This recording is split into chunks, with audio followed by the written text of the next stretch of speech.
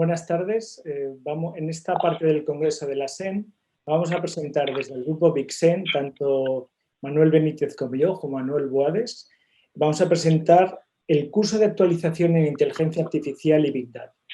Para hablar de estos temas tenemos a unos magníficos ponentes pertenecientes a campos multidisciplinares de la medicina, la ingeniería y de la informática. Y todos ellos tienen en común que son profesores del máster en Inteligencia Artificial y Big Data en Salud por la Universidad Autónoma de Barcelona, que se imparte de forma semipresencial en el Instituto Universitario Pau Taulí. Las primeras dos ponencias, primero habrá dos ponencias y posteriormente otras dos. La discusión será después de cada dos ponencias. La primera la presentará José Ibeas y es hacia un cambio de paradigma en la medicina basada en la evidencia a la inteligencia artificial. José Ibeas es doctor en medicina, especialista en nefrología en el servicio de nefrología del Hospital Universitario Pau Taulí y es responsable del grupo de nefrología clínica intervencionista y computacional y miembro del comité de ética de dicho hospital.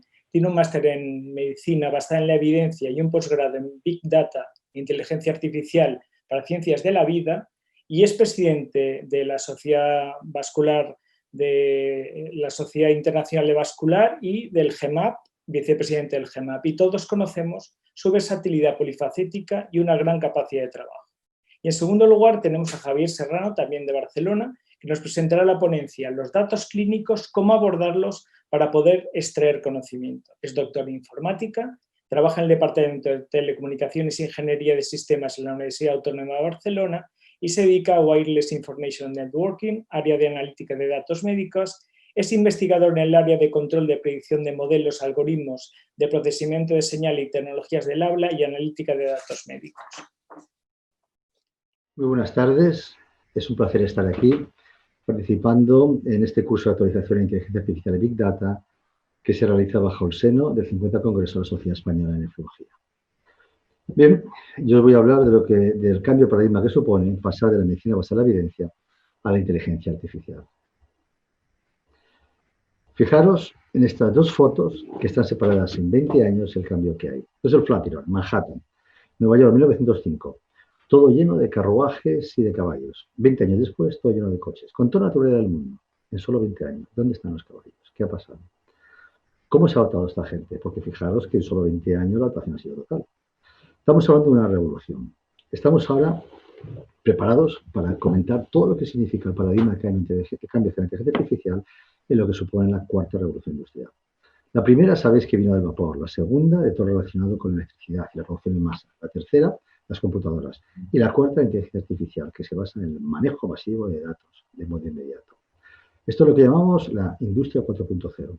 Es lo que también llamamos el Internet de las cosas. Y todo se basa en trabajar con datos masivos de cualquier tipo, realidad aumentada, en 3D, pero lo más importante es trabajar en tiempo real, con cloud computing.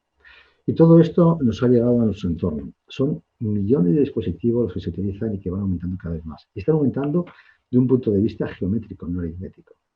Y daros cuenta que para esto son dos conceptos fundamentales a tener en cuenta los que tenemos que no desdeñar en absoluto. Uno, la cantidad de datos que se produce. Empezamos a trabajar con exponenciales que no nos imaginábamos hace 2 días. Y otro tema importante es que trabajamos en tiempo real. Todo esto lo tenemos en nuestro abasto. Es decir, todo este tipo de plataformas hace que estén tomando decisiones alguien por nosotros día a día sin ser conscientes nosotros. Y todo esto hace que sea otro punto importantísimo que tanto la cantidad de datos que manejamos con tiempo real depende de unos algoritmos para tomar decisiones de tiempo inmediato. Esto es una serie de objetos, de dispositivos que generan o recogen los datos. Todos estos datos que tengo aquí al final pues van a ser procesados por unos algoritmos que van a determinar la reacción, la toma de una serie de decisiones, unas acciones. Entonces, esas acciones van a generar datos. Y estos datos vuelven a alimentar los algoritmos. Estos algoritmos generan acciones. Y todo este aprendizaje, que eso no deja de ser un aprendizaje automático, es en lo que se basa la inteligencia artificial. Fijaros que el Internet de las cosas depende de una serie de dispositivos que generan una cantidad ingente de datos que están trabajando en nube, controlados por una serie de servidores que hacen que lleguen a nuestro entorno. Y esto está trabajando en tiempo real. ¿Y en salud cómo trabajamos? ¿Pasa lo mismo? ¿Este magnífico, este maravilloso escenario que tenemos a nuestro alrededor? ¿O probablemente todavía no? Claro, nosotros los clínicos, fijaros que trabajamos, sobre todo los nefrólogos, con probablemente muchos datos, pero nosotros utilizamos lo que generan estos dispositivos que generan los datos como, pues al final, una herramienta de toma de decisiones. Esto es una máquina de diálisis, esto es un paciente en diálisis. Todas las cirugías que llevan asociadas generan también un volumen de información terrible, pero simplemente quedan en la toma de decisiones del procedimiento quirúrgico, lo que nos ha servido. En nefrología, los nefrólogos, las enfermeras están manejando datos constantemente. Y no os digo nada a nivel de imagen. Bueno, y lo que es a nivel de biometría, constantemente todas las constantes, incluso las constantes que se cogen segundo a segundo, como puede ser las presiones arteriales invasivas, son una cantidad de datos terrible. Y fijaros que todo esto, cuando lo multiplicamos por los números de pacientes, por las unidades de diálisis, al final no acabaríamos nunca. Pero claro, todo esto que tenemos aquí, cuando queremos tomar decisiones, ¿cómo lo hacemos? Porque al final hay dos modos de tomar decisiones. Una, el modo inmediato, con todos los datos que generan los dispositivos para tomar decisiones a pie de paciente, y otro para hacerlo en modo global. Es decir, cuando tengo que tomar una decisión protocolizada, ¿a dónde recurro? Solo tengo una cosa, que es la evidencia. La medicina basada en la evidencia. Que esto me permite, pues a expensas de diseños, pues de diferentes calidades, intentar aglutinar la máxima calidad de estos diseños para intentar tener, si puedo, mi entorno lo que son las guías de práctica clínica. Claro, estas guías de práctica clínica es lo que va a dirigir en la toma de decisiones. Y estas guías de práctica clínica estoy muy contento cuando las tengo porque me permitirán pues dar soporte pues a todo lo que un paciente dependa de la toma de decisiones personal, de un clínico, de un departamento. Pero claro, todo esto depende de que esta evidencia se genera a raíz de que genere una pregunta. Esta pregunta va dirigida a buscar estos estudios y los encuentro. Pero una vez que los encuentro, tengo que hacer la evaluación crítica de estos estudios. Porque estos diseños puede que estén aparentemente bien hechos, pero tengan algún tipo de sesgo. Y lo más importante es que si no hago esta evaluación crítica, no voy a tener confianza en estos resultados. Y eso es importantísimo. Me doy cuenta que el problema no solo está en el diseño, no solo que esté bien hecho, sino creerme que este diseño genere confianza para poder interpretar los resultados. Esto es importante porque cada vez más se ve hoy en día que hay muchísimos diseños que generan resultados que son avasalladores, pero probablemente a lo mejor no me los pueda creer. Y ese es el problema de la evidencia. Principalmente porque tengo muchos estudios que a lo mejor no me sirven. O para mi pregunta no tengo estos estudios. Y al final, el mejor de los escenarios, cuando tengo los estudios, a lo mejor esa calidad la tengo en tela de juicio. Por lo tanto, al final me doy cuenta que el macro de medicina basada en la evidencia, pues voy a tener una criba de estudios generada por unos profesionales con experiencia suficiente como para que sean capaces de ver los sesgos que tienen para esos diseños a lo mejor bajarlos en el score. Y tener que recurrir a otros diseños que a lo mejor sean más deficitarios, pero porque tengan estimadores a lo mejor más potentes, poder subir esa confianza. Y al final va a ser algo tan sencillo como hacer una recomendación a favor o en contra de un procedimiento de un modo fuerte o débil, después de un terrible trabajo previo. Y ese terrible trabajo se basa en intentar buscar todas las variables en la literatura asociadas a una cantidad de estimadores que tiene que ser importantísima para gradarlos en función de la potencia y aquello que es necesaria, para al final, en función de esos outputs que haya seleccionado, también pues baremados en función de unos criterios, pues tenga una capacidad de dar una recomendación.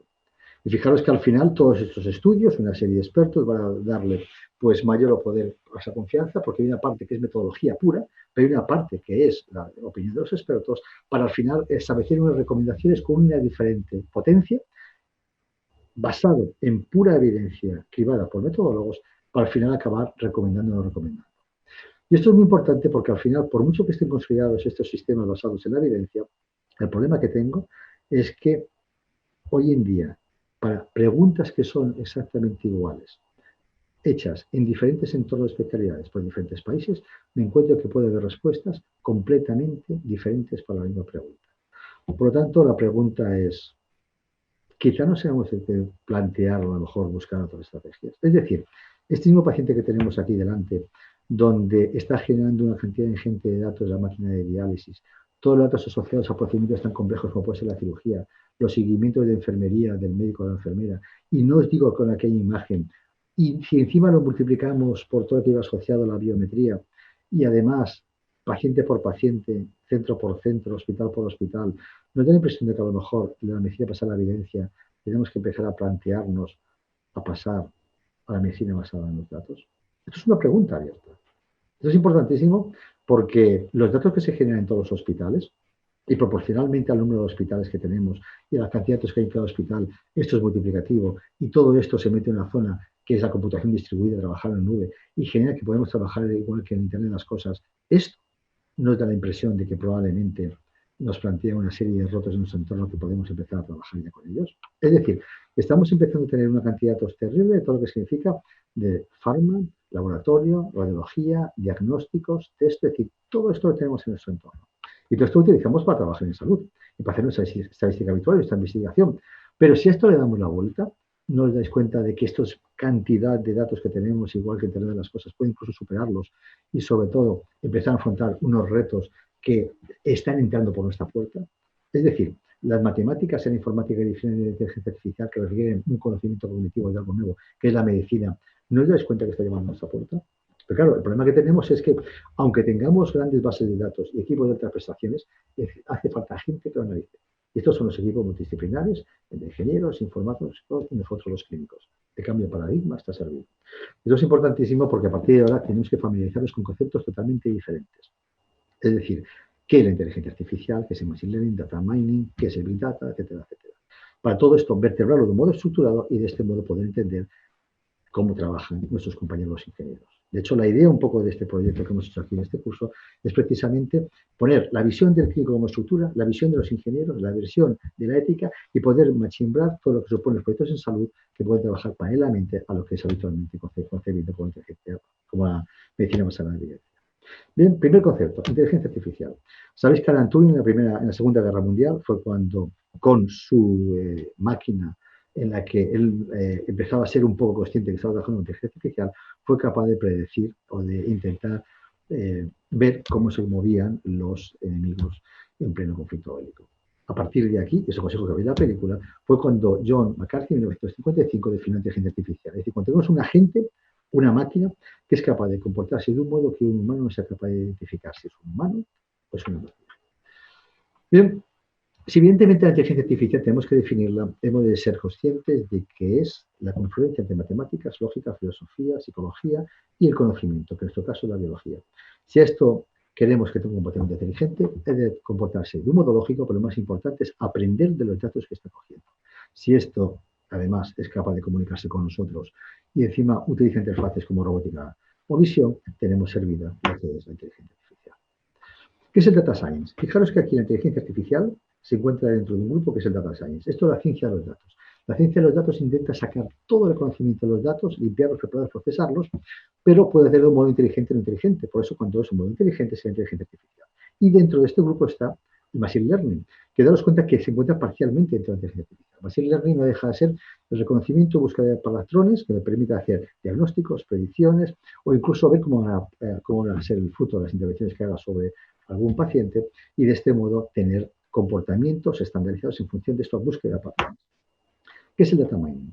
Fijaros que el data mining se encuentra aquí en una intersección con el machine learning. Eso quiere decir que estoy trabajando con minería de datos, es decir, datos desde un punto de vista masivo, pero estos datos puedo utilizarlos bien en confluencia con machine learning o puedo utilizarlos bien porque estoy trabajando en base de datos o estoy utilizando reconocimiento de patrones que pueden que no sean machine learning o estoy trabajando simplemente con estadística.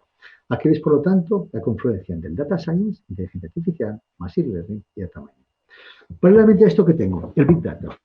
¿Y el Big Data qué es? El Big Data se define por las 5 V's principalmente, que es un gran volumen de datos de una variedad terriblemente compleja que trabajan en tiempo real, que está variando constantemente y que me van a aportar valor para tomar decisiones. La definición literal de Big Data es que todo esto no puede hacer una computadora normal de escritorio. No va a funcionar, se va a atascar. Por lo tanto, la definición de todo esto es que requiere utilizar soporte en computación distribuida, es decir, servidores unidos en red y que le permiten trabajar en tiempo real con todos estos datos. De hecho, la definición de Big Data hace unos años eran unos cuantos gigas. Y esto probablemente en unos cuantos años no sea Big Data. Bien, cuando trabajo con Big Data analizándolo, tengo Big Data Analytics. El 1.0, la clásica estadística habitual, años 90. Analytics 2.0 es lo que se llama generar ya comportamientos predictivos con datos estructurados y no estructurados. Los datos estructurados son los clásicos del análisis habitual. Es decir, todo está en filas y columnas, bien estructurados. Bien estructurados es cuando incluye imagen, texto, es decir, algo que no puedo manejar desde un punto de vista ordenado. Y el análisis 3.0, que es lo que trabajamos hoy en día, es cuando trabajamos con datos masivos y cómo funciona el Internet de las cosas, es decir, en tiempo real y en computación distribuida. Bien, por lo tanto, para trabajar con el procesamiento de Big Data, tengo que empezar a hablar de conceptos que son nuevos para mí. Es decir, tengo que trabajar con soporte de almacenamiento masivo. Tengo que empezar a trabajar con el preprocesamiento de los datos. Son datos que son estructurado en estructuras terriblemente, de fuentes completamente difíciles y complejas que no estoy acostumbrado a trabajar hasta ahora, y de saber preprocesarlos para poder meterlos en una única base de datos conjunta, que se llama dataset, y a partir de ahí aplicar lo que es el aprendizaje automático, machine learning. Esta es lo que se llama Big Data Analytics. Por lo tanto, la estructura de todo esto pasa por estas fases. Conseguir los datos, preprocesarlos, ser capaz de buscar de patrones y a partir de aquí extraer conocimiento, lo que se llama el Process of Knowledge Discovery. Es decir, ser capaz de contribuir a la toma de decisiones. Y aquí es donde empieza el cambio de paradigma. Porque con todo esto que he dicho antes, que es un cambio de estructura, he empezado a trabajar de un modo diferente. Es decir, yo hasta ahora trabajaba con unos datos que los metía en un programa que estaba en la computadora y tenía unos resultados.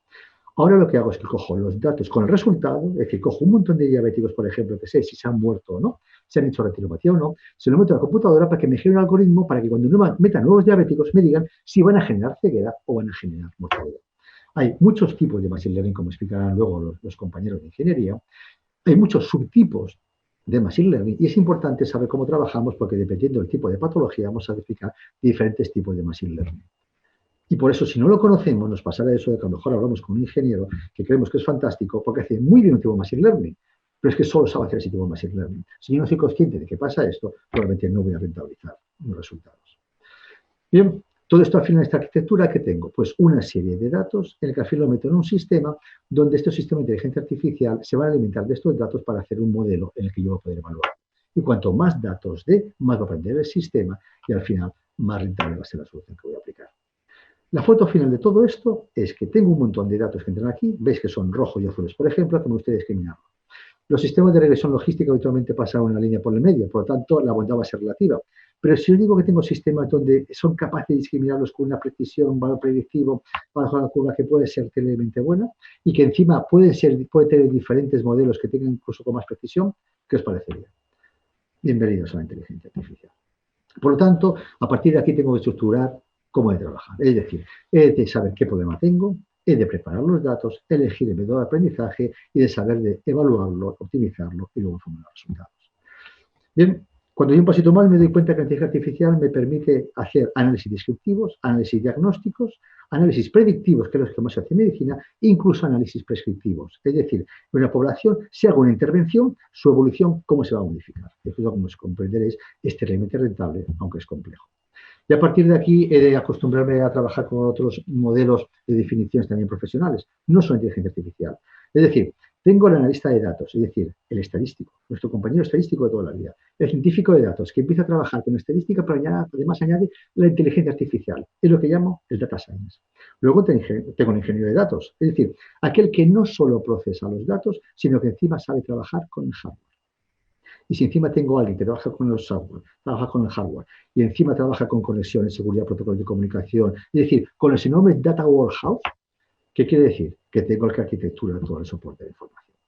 Por lo tanto, al final me he de acostumbrar a trabajar impepinablemente en equipos multidisciplinarios. ¿Qué quiere decir? Que si yo tengo a alguien que trabaja con computación y que trabaja conmigo como experto clínico, en medio tendré lo que es la clásica programación. Si yo como experto en clínica trabajo con estadísticos, ¿qué tengo? La investigación habitual. Y si junto los matemáticos o estadísticos con los expertos en computación, ¿qué tengo? El machine learning. Y si junto matemáticas, computación y un experto clínico, ¿qué tengo? Un unicornio. ¿Habéis visto algún unicornio? Como comprenderéis, es muy difícil. Es decir, que tengo que trabajar en equipos multidisciplinares. Seguro que habéis visto la película Star Wars, El bar de Mos Eisley, donde aquí al final teníais el equipo multidisciplinar, que era gente que venía de diferentes planetas. Y tenía que sentarse a la misma mesa. El estadístico, el data science, el ingeniero, el arquitecto. Y mirar dónde estamos nosotros, el clínico. Tenemos que sentarnos en la mesa. Porque si no, no sabremos trabajar de un modo eficiente. Si no, perdemos la perspectiva de cómo estamos trabajando. Y de este modo, al final, tenemos que enfrentarnos a las cuestiones que hay, que si no sabemos cómo manejarnos, perderemos la capacidad de trabajo en equipo. Debemos saber trabajar en seguridad, cómo clasificar los datos, cómo funciona la nube, reconocer las brechas y al final cómo validar estos datos. Y para todo esto, estos retos, si no sabemos cómo funciona la inteligencia artificial, no podemos enfrentarnos a ellos. Es decir, todos los desafíos relacionados con los datos, todo relacionado con la mano de obra. Si tenemos que escoger un ingeniero para que trabaje con nosotros, si no sabemos cómo se trabaja con ellos, no vamos a saber rentabilizarlo. Los desafíos con nuestros datos. Los datos son los más complejos que existen, porque dependen del tiempo, son muy variados y sobre todo dependen de la interpretación. ¿Cómo va a trabajar un ingeniero si no sabe interpretar esto con nosotros? ¿Cómo va a trabajar nosotros solos si no sabemos trabajar con un ingeniero? Y lo más importante, los desafíos organizativos que en gran parte dependen de las resistencias que hay en los sistemas organizativos. Bien, por tanto, los elementos claves son los datos, la inteligencia artificial como tal, el elemento humano y los sistemas basados en seguridad. Todo esto es un entorno completamente diferente para nosotros. Y por eso estas fases, si lo ponemos en orden, quiere decir que hemos de establecer una ruta estratégica para al final todos estos recursos necesarios, la arquitectura de los datos, la gobernanza, el soporte ejecutivo y toda esta adaptación organizativa ha de ser de un modo estructurado y en equipo. Si a esto añadimos el tema de la ética e inteligencia artificial, es decir, todo lo que depende de la ética de los datos, es decir, uso, seguridad, propiedad, etcétera, etcétera. La ética de la inteligencia, es decir, cómo interpretamos los algoritmos y sobre todo lo aplicado a la ética de la unidad de las prácticas, tenemos servida la tormenta perfecta si no sabemos cómo funciona. Por lo tanto, para generar un proyecto que es nuestro objetivo al final, si queremos presentar una convocatoria europea, si queremos liderar un proyecto en nuestro hospital o queremos gestionar un equipo, hemos de saber todo relacionado ya, en resumen, con qué queremos hacer, cómo gestionamos los datos, cómo generamos un equipo, tenemos que saber cómo funciona el hardware y el software, y lo más importante es no olvidar nunca la validación externa. Y sobre todo lo que es importante, si trabajamos con algoritmos, al final acabaremos pensando que a lo mejor acabaremos generando conocimiento que se puede comercializar. Es un entorno totalmente diferente para nosotros. Evidentemente, para ir acabando ya, las aplicaciones de salud, como comprenderéis, son inmensas, pero lo más importante es que trabajaremos con medicina personalizada, trabajaremos con biometría, trabajaremos en tiempo real y lo más importante es que todo esto se traducirá en un cambio de paradigma. Bien, son muchos artículos en la literatura. Os voy a poner 3 ejemplos muy claros que resumen todo esto. Uno, por ejemplo, en mortalidad en patología coronaria, la inteligencia artificial supera con creces los modelos predictivos habituales basados en los sistemas clínicos. Esto fue por ejemplo. Sistemas de imagen, la retinopatía, ya la inteligencia artificial ha igualado y superado todo lo que son los sistemas habituales expertos. Pero lo más importante es que tenemos muy claro de que la inteligencia artificial ya ha igualado a la clínica. El problema es que tenemos que validarlo. Y ese es un reto y depende de nosotros. Por esto, daros cuenta que aunque la inteligencia artificial supera con creces ya la clínica habitual, todo esto hay que volver a práctica clínica, a práctica clínica. Y como somos científicos, hemos de validarlo. Bien, en resumen, la inteligencia artificial se ha incorporado a todos los sistemas que hay en la inteligencia artificial. El gasto que va a suponer esto y los ingresos son terribles. Fijaros, esto es Europa, Estados Unidos y Asia. Y todo esto va y está llegando ya a todo lo que es imagen, farma y terapia, planificación terapéutica. Esto es la FDA. Todas las especialidades donde hay validados algoritmos que están trabajando ya en tiempo real en las clínicas americanas. Fijaros una búsqueda que hice hace 2 semanas. Inteligencia artificial. El año pasado, 15.000 artículos. Y este año nos meteremos en 20.000. Esos 3 últimos años. Estamos justo al inicio del tsunami. Por lo tanto, queridos colegas, hemos de ser conscientes de que esto no es un paso más de la medicina basada en la evidencia. Es una ruta paralela. Es un cambio de paradigma. Y lo más importante es que nos va a quedar más remedio que adaptarnos a la realidad. Por esto, felicito a la Sociedad Española de Nefrología porque hay que ser conscientes de que el cambio de paradigma ha llegado y tenemos que aprender, tenemos que formarnos. No nos queda más remedio. Por eso en nuestro hospital, en un entorno que, como sabéis, venimos ya hace años de trabajar con la medicina basada en la evidencia, nos hemos dado cuenta de que esto es un nuevo reto.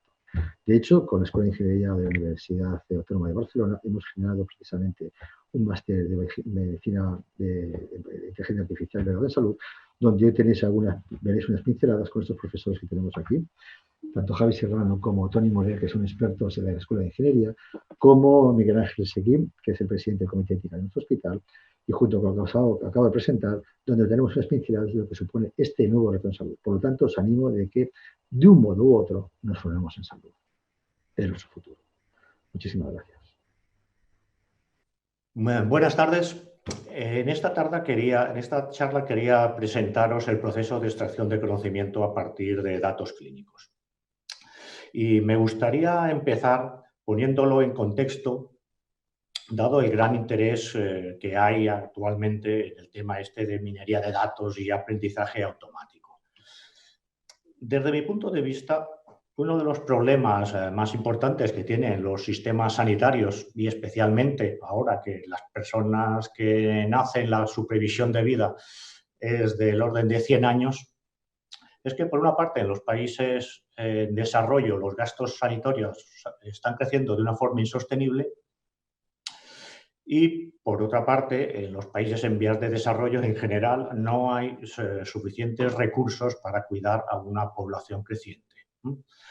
¿Cómo puede la inteligencia artificial ayudar a solucionar estos problemas? De dos formas.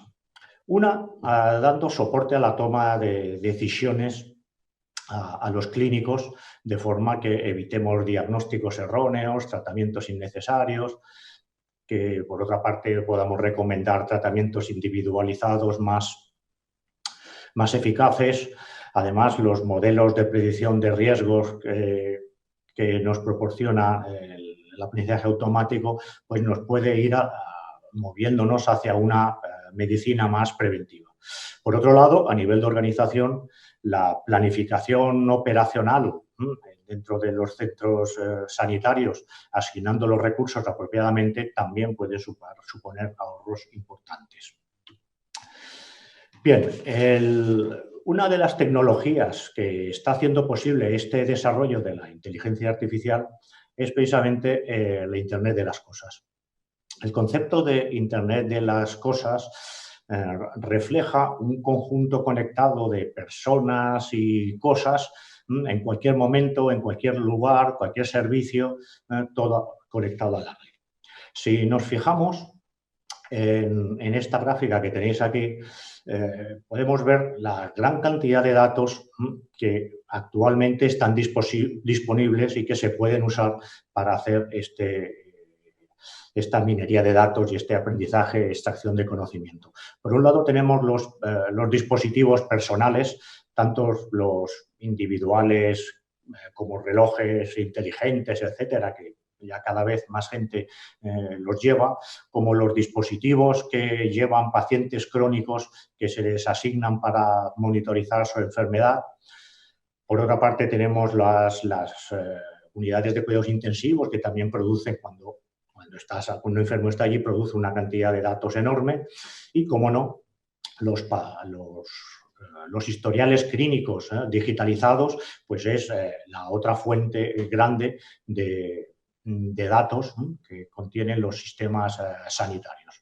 Todos estos datos han generado en los últimos tiempos unos grandes bases de datos, tanto de imágenes como de señales, los historiales clínicos, datos de laboratorio, incluso datos genómicos y de todo tipo de secuencias de eventos, ¿no? Entonces, además de estas grandes bases de datos que se han generado, existen otros tres elementos que se han ido produciendo en los últimos años, en especial desde el 2012, como son la computación de altas prestaciones, que permite pues, que actualmente con GPUs relativamente baratas uno pueda hacer análisis de datos de una forma muy adecuada.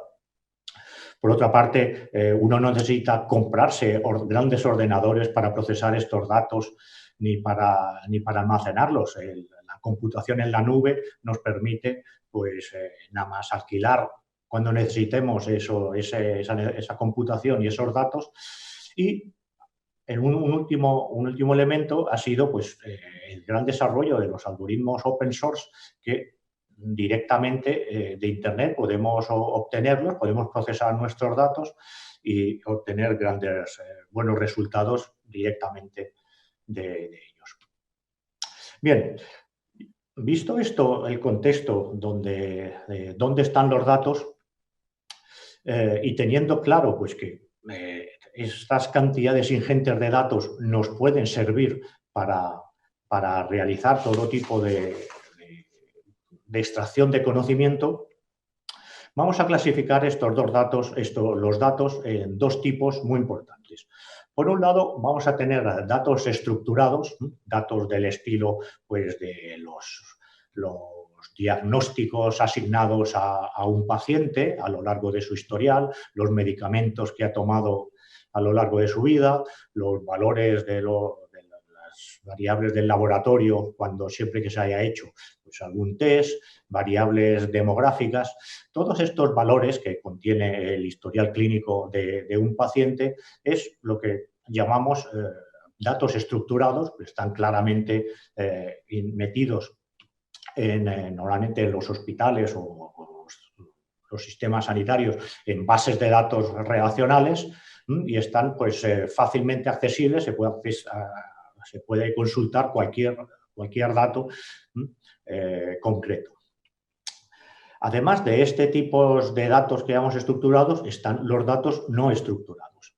Entre los datos no estructurados tenemos las imágenes de radiología o de patología, donde claramente se puede extraer mucho conocimiento, pero no es de una forma directa, sino que se requiere de un procesamiento de ese dato antes de poderlo ser útil para realizar alguna predicción o algún tipo de proceso.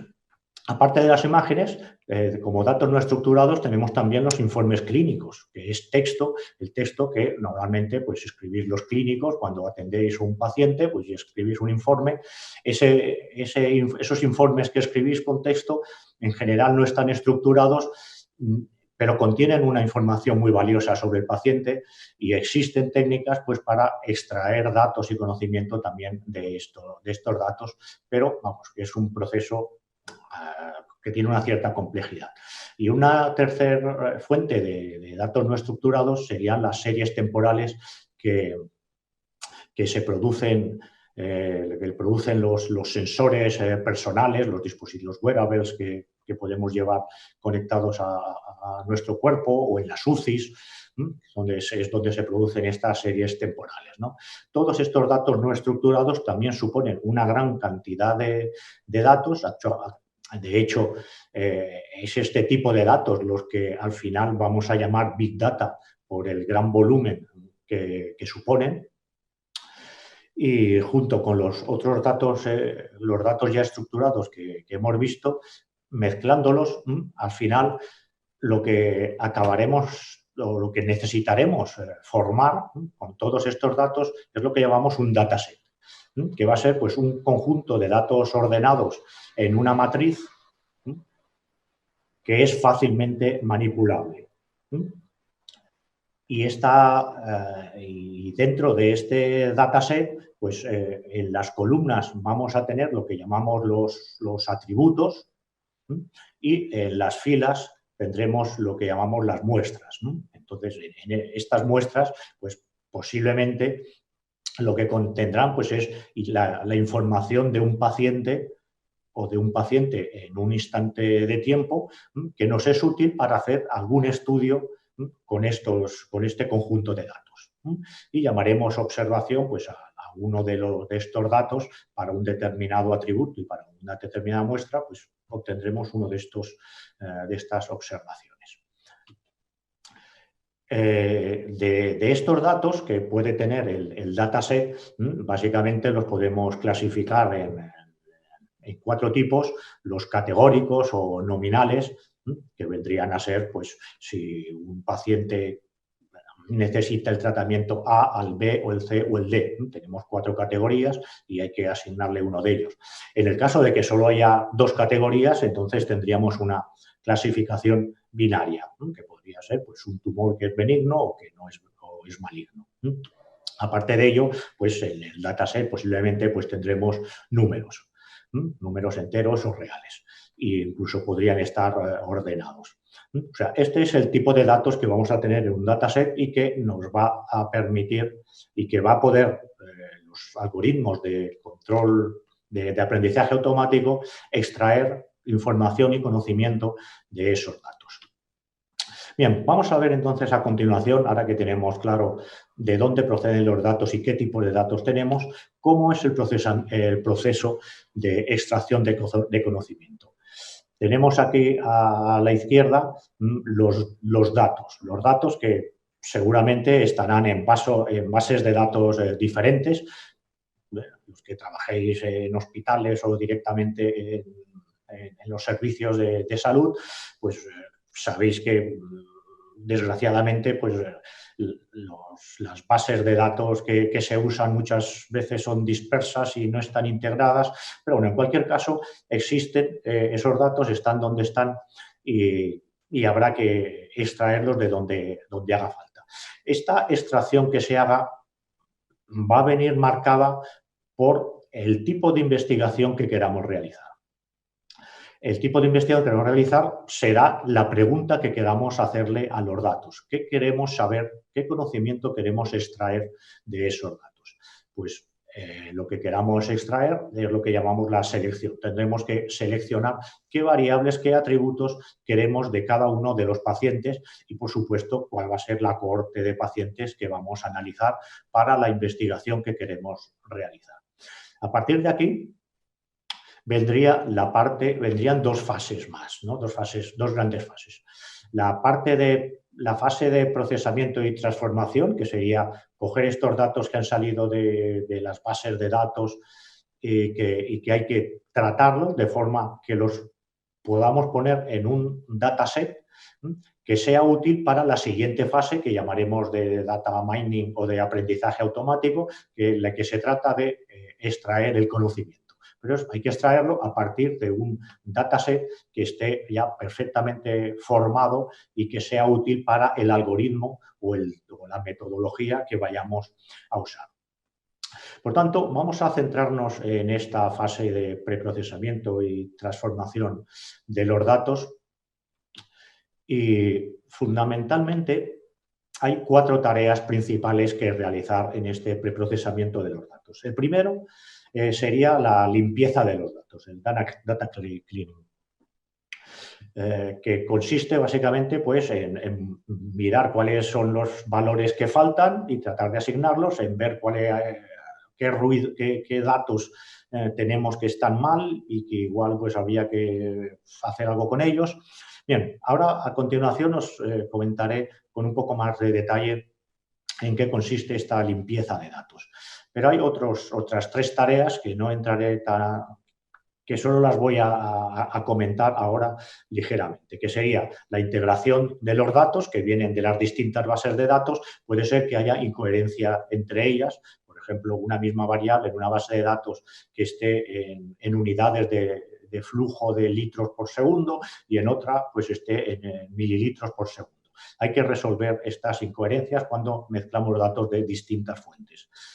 En muchas ocasiones hay que reducir el número de datos. Si nos están llegando una señal vital de un electrocardiograma y nos llegan muestras cada milisegundo, pues seguramente en vez de tratar esas muestras cada milisegundo, lo que nos interesa es hacer una media de esas muestras pues cada segundo, cada 2 segundos, pues, igual también el máximo y el mínimo, y pum, con tres datos pues caracterizamos una señal que inicialmente pues tenía 1000 puntos, por ejemplo, ¿no? Y hemos conseguido pues, una reducción grande. Y una cuarta tarea, perdón, sería la transformación y a veces discretización.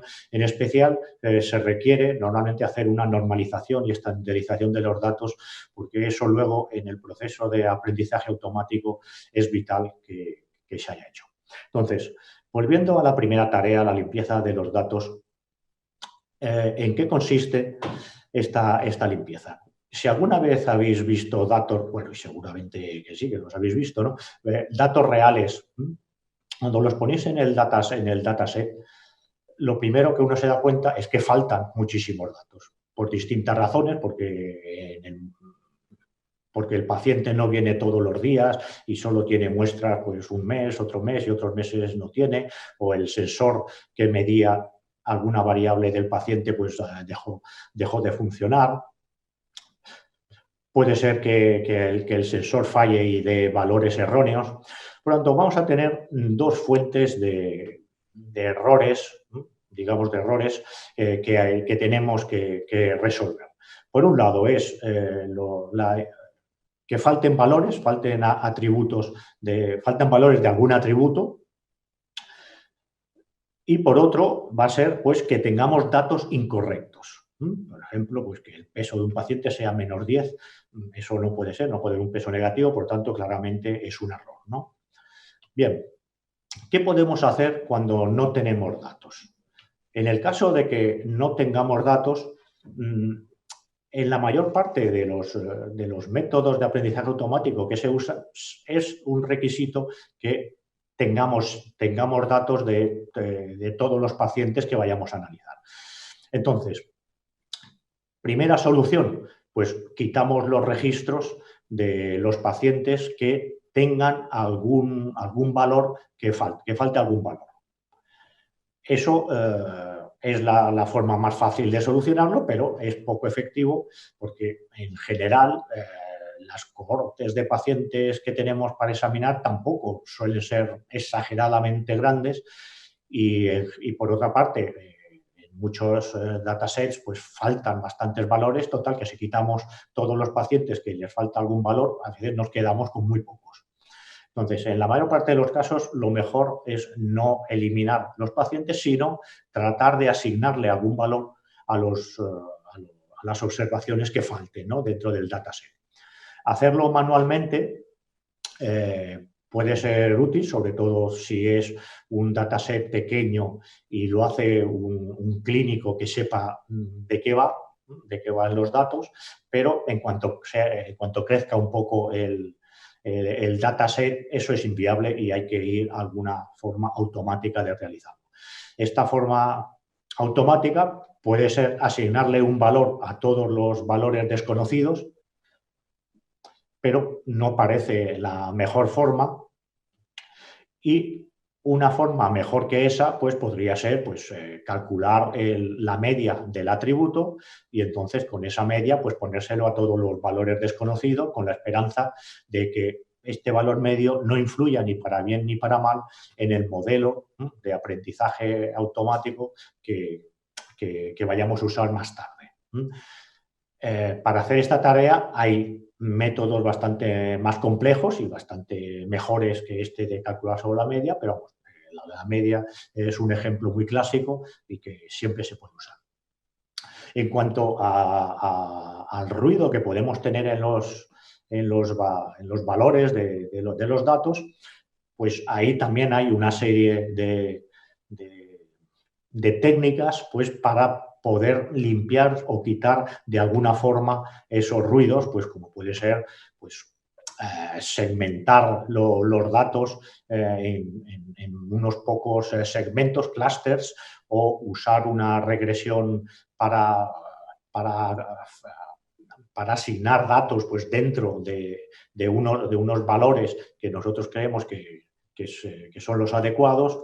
Y bueno, hay diversos aspectos. Si alguna vez tenéis que hacer esto, pues ya los miraréis en concreto. Como he dicho, aparte de la limpieza, ya había comentado pues que habría que hacer una parte de integración, una parte de reducción y una parte de transformación. Bien, una vez que tenemos los datos en un dataset preprocesados, viene lo que vamos a llamar el aprendizaje automático. Vamos a tratar de extraer conocimiento en base a estos algoritmos de aprendizaje automático. ¿Y qué es este aprendizaje automático? Pues bien, el aprendizaje automático consiste en que el ordenador aprende una tarea sin que haya que programarla expresamente. Eso quiere decir que a base de ejemplos, presentándole ejemplos al ordenador, como pueden ser pues, imágenes médicas que tengamos etiquetadas, pues una corresponde a un tumor maligno y otra a un tumor benigno, pues a base de presentarle este tipo de ejemplos, pues el ordenador va ejecutando un algoritmo y completando un modelo que, una vez terminado, entrenado este modelo, permite que cuando le presentemos una imagen nueva nos sepa decir si ese tumor es maligno o benigno. Por tanto, hemos de tener clara pues, la tarea que nosotros queremos, qué tipo de conocimiento queremos extraer y a dónde queremos llevar para completar correctamente todo este proceso de extracción de conocimiento que os comentaba, que va desde la selección de los datos hasta esta última fase de decisión de a qué corresponde, a cómo clasificamos, pues, en este caso particular, una imagen. De forma general, estos problemas de aprendizaje automático se pueden dividir en dos tipos, los los que llamamos aprendizaje automático, que es el que os acabo de comentar, en el que tenemos datos etiquetados, y entonces entrenamos el sistema entrenándolo con esos datos, y tenemos también métodos de aprendizaje no supervisado, que es cuando no tenemos etiquetados esos datos, y hay técnicas como clustering u otras que permiten, pues, por ejemplo, segmentar un conjunto de pacientes con sus datos en función de las características de lo que se parecen unos pacientes a los otros y pues hacer pues eso, un tipo de segmentación que puede ser luego útil pues, para las farmacéuticas o incluso para clasificar un hospital pues, sus propios pacientes. Bien, ya para acabar, como conclusión, me gustaría decir pues, que en los próximos años seguramente vamos a ver, van a aparecer muchos sistemas de procesamientos de Big Data, como el que tenéis aquí en esta imagen, en el que, por un lado, tendremos ingentes cantidades de datos que provengan o de los sensores de los dispositivos personales, wearables, que lleven las personas y que generarán, pues eso, señales temporales de variables vitales. Por otra parte, tendremos los datos provenientes del historial clínico digitalizado de cada paciente. Con todos esos datos iremos a una fase como la que he comentado en esta charla, de preprocesamiento de esos datos, procesamiento de señales, extracción de características, de ponerlos en el formato adecuado para que el algoritmo, que con el modelo de conocimiento que hayamos entrenado previamente, pues nos pueda decir el diagnóstico de la enfermedad de un paciente, nos pueda aconsejar un tratamiento para la enfermedad de un determinado paciente y, ¿por qué no?, predecir el riesgo de que un paciente pues, tenga una enfermedad en el futuro. Este es el tipo de aplicaciones que seguramente vamos a ver en el futuro y que es ahora cuando se están desarrollando tanto en hospitales como en universidades como en centros de investigación en general. Bien, seguramente habrá preguntas. Solo quería comentaros que si en el futuro estáis interesados en este tipo de problemáticas y de investigaciones, la UAB, mi universidad, junto con el Hospital Taulí de Sabadell, pues organizamos un máster en inteligencia artificial y Big Data, donde podéis consultar la información, es en esta URL que tenéis aquí. Muchas gracias. Excelentes ponencias, la verdad es que han sido muy interesantes y en este momento podéis ir aprovechando para hacer preguntas que iremos recibiendo nosotros en un chat y las podremos ir preguntando a los ponentes. Cuando queráis podéis empezar a hacer preguntas. Yo tenía una para empezar para José. Me gustaría saber, es decir, ¿cómo funciona un sistema de soporte a la decisión clínica, pero basado en inteligencia artificial? ¿Me lo puedes explicar un poco?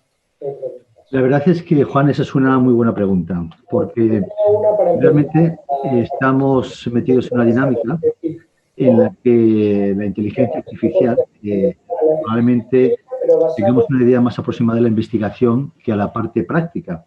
De hecho, se están publicando muchos estudios en muchas áreas, en medicina general, incluso ya en nefrología, en la que hay modelos predictivos que empiezan a ser capaces de aproximarnos a toda la toma de decisiones con los pacientes. Pero la pregunta es, ¿cómo se puede, como bien dices tú, que esto lo he preguntado muchas veces, llevar esto al entorno asistencial? Fijaros que cuando trabajamos con historias clínicas informatizadas, estas historias clínicas informatizadas se nutren de los datos que entran directamente o de laboratorio o de imágenes o de diagnósticos o de nuestro texto libre. Fijaros que, como acaba de decir Javier, si hay algún momento en el que nosotros llegamos a generar algoritmos que se nutren de estos datos y que son capaces de llegar a predecir en una nueva entrada, un nuevo paciente, un nuevo caso, lo que puede pasar con él, Imaginaros si esto lo tenemos integrado dentro de las historias clínicas informatizadas.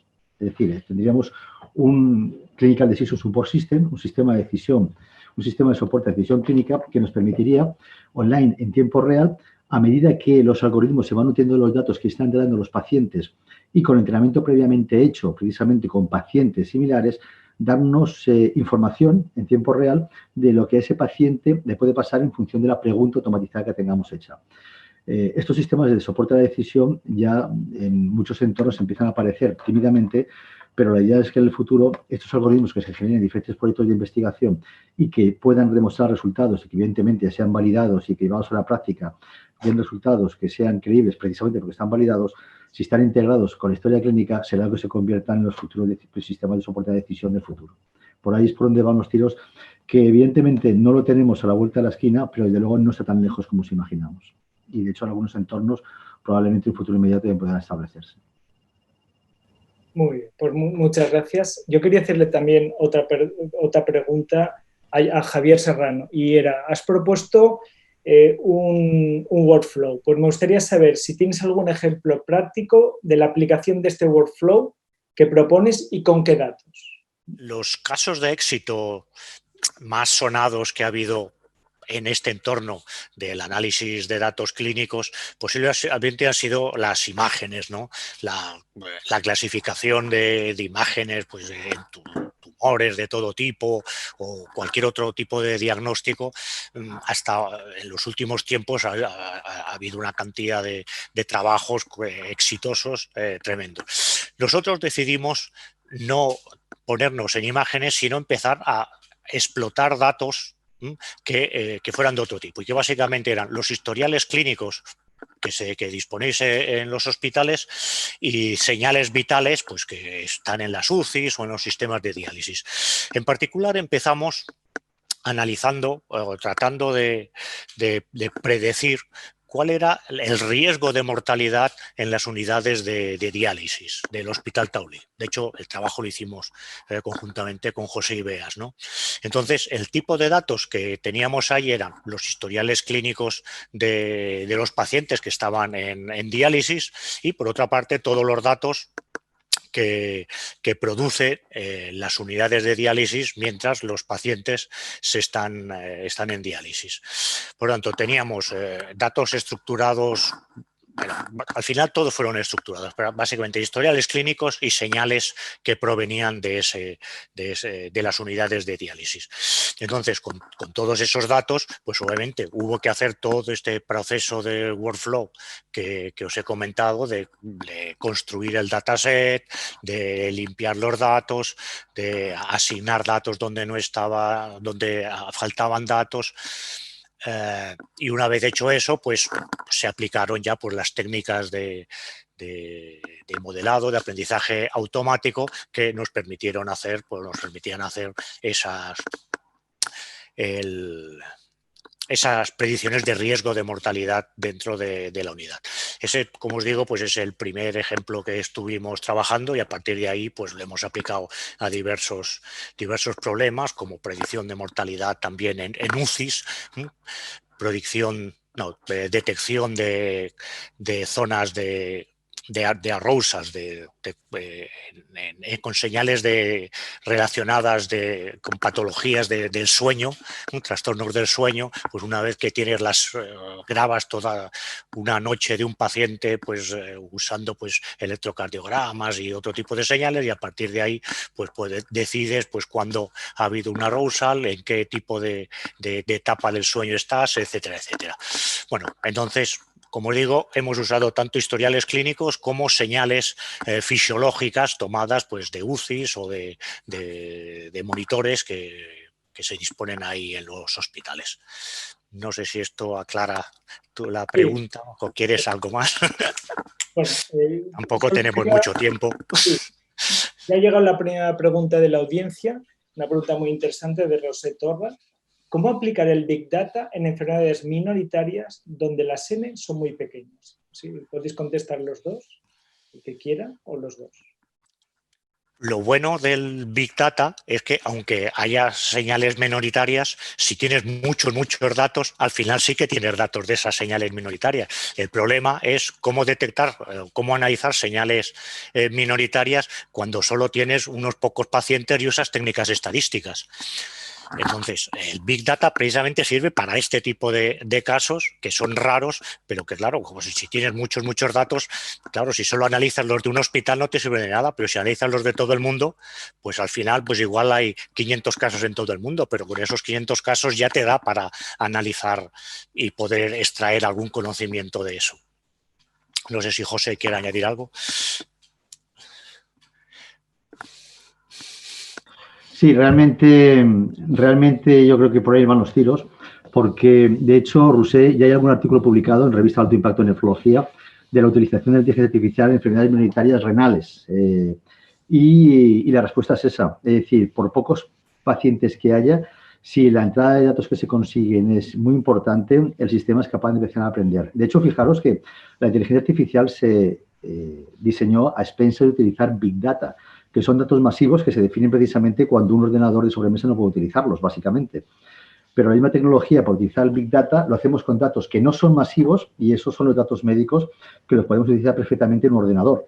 Entonces, con la misma tecnología Machine Learning de aprendizaje automático, aprendizaje profundo de Deep Learning, en enfermedades raras en las que tienes que tener suficientes datos de suficientes variables como para que poder hacer un análisis profundo, es decir, no buscar las relaciones lineales de statistics habitual, que esto no nos va a ser suficiente a la nos va a petar por todos los sitios, sino que puedes hacer, intentar, y esto lo explicará después Tony Marel, análisis de relaciones no lineales y profundas con muchas variables de menos pacientes, los resultados pueden ser óptimos. De hecho, no sé si está publicado en un Kino Internacional o en una JKD, una revisión de esto precisamente. De hecho, fijaros que las glomerulares son enfermedades raras y el futuro también viene por ahí. Y de hecho se está empezando a descubrir con Ns no muy grandes que pacientes aparentemente sin ningún factor predictivo de riesgo de progresión de insuficiencia renal, con los años se ha encontrado que ha demostrado insuficiencia renal que había predecido precisamente la inteligencia artificial y que se hubiera escapado con los métodos habituales, ¿no? Mientras la audiencia se anima un poco más, yo también quería tener una pregunta o un comentario. ¿Vale la pena invertir tiempo en tener más datos estructurados? Es decir, una historia con, por ejemplo, los programas nefrológicos específicos que tienen muchos datos estructurados, o la tecnología que ofrece la inteligencia artificial hace que no sea tan necesario y que entonces podamos utilizar mucho más el texto libre y basarnos principalmente en nuestras historias clínicas en texto libre? ¿Qué creéis? ¿O es una combinación de ambas? ¿Me podéis responder ambos? Bueno, si quieres empiezo yo, José. A ver, las imágenes claramente ya se está extrayendo conocimiento de ellas y los informes estos que clásicamente los hacía un radiólogo o un patólogo, pues ahora los puede hacer un sistema de inteligencia artificial. Esos datos se meten en el dataset como datos estructurados y ya se pueden procesar. Con los informes clínicos es exactamente lo mismo. Hay que hacer un primer procesado de texto que extraiga la información que nosotros queremos extraer de eso que estemos buscando en ese texto. Eso lo incluimos en el dataset como datos estructurados y ya podemos empezar a usar todos los algoritmos de Machine Learning sobre ese nuevo dataset que incluye pues, los datos de los informes clínicos, de las imágenes o de lo que queramos. Sí, de hecho, la experiencia que tengo yo precisamente con ingeniería es esta, es decir, complejo lo que es adquirir los datos, preprocesarlos, procesarlos, que eso evidentemente vamos a ir de la mano ingenieros con los clínicos a la hora precisamente de filtrarlo de dos puntos de vista, tanto técnicos como clínicos. Los dos tenemos que saber de las dos cosas, evidentemente, para ser mucho más eficaces, pero lo cierto es que ese no es ningún problema. Yo creo que es lo que dice, no es ningún problema. El problema es nuestro precisamente por la dificultad que generamos nosotros mismos para poder compartir y mezclar los datos. Fijaros que, por ejemplo, con los registros que tenemos en la SEN a nivel nacional, somos incapaces de juntar todos los registros precisamente por problemas quizá muchas veces más organizativos que de ingeniería. Es decir, una vez que tenemos los datos que están informáticamente, por definición ya con una mínima estructura, Acabar de organizarlos para meter un dataset, eso es terriblemente fácil. El problema que hay es que nosotros mismos no somos facilitadores precisamente para trabajar colectivamente con esos datos masivos. Y ese es un tema que tenemos que cambiar tanto las sociedades científicas desde los diferentes puntos de vista de las diferentes comunidades autónomas, como incluso cuando saltamos a Europa. Fijaros que incluso la ETA, los datos que tienen, muchos de ellos son datos agregados y otros son desagregados porque precisamente se trabaja con fuentes muy diversas. Pero en los sistemas, cuando de hecho te metes en proyectos que empiezan a saltar las dimensiones extranacionales, te das cuenta que realmente todos los servicios de informática individualmente tienen capacidad de procesar estos datos con mucha facilidad, pero el problema precisamente es facilitar las integraciones. Y esto es un tema muchas veces más organizativo y político que realmente de ingeniería. Ha llegado otra pregunta de Ana López.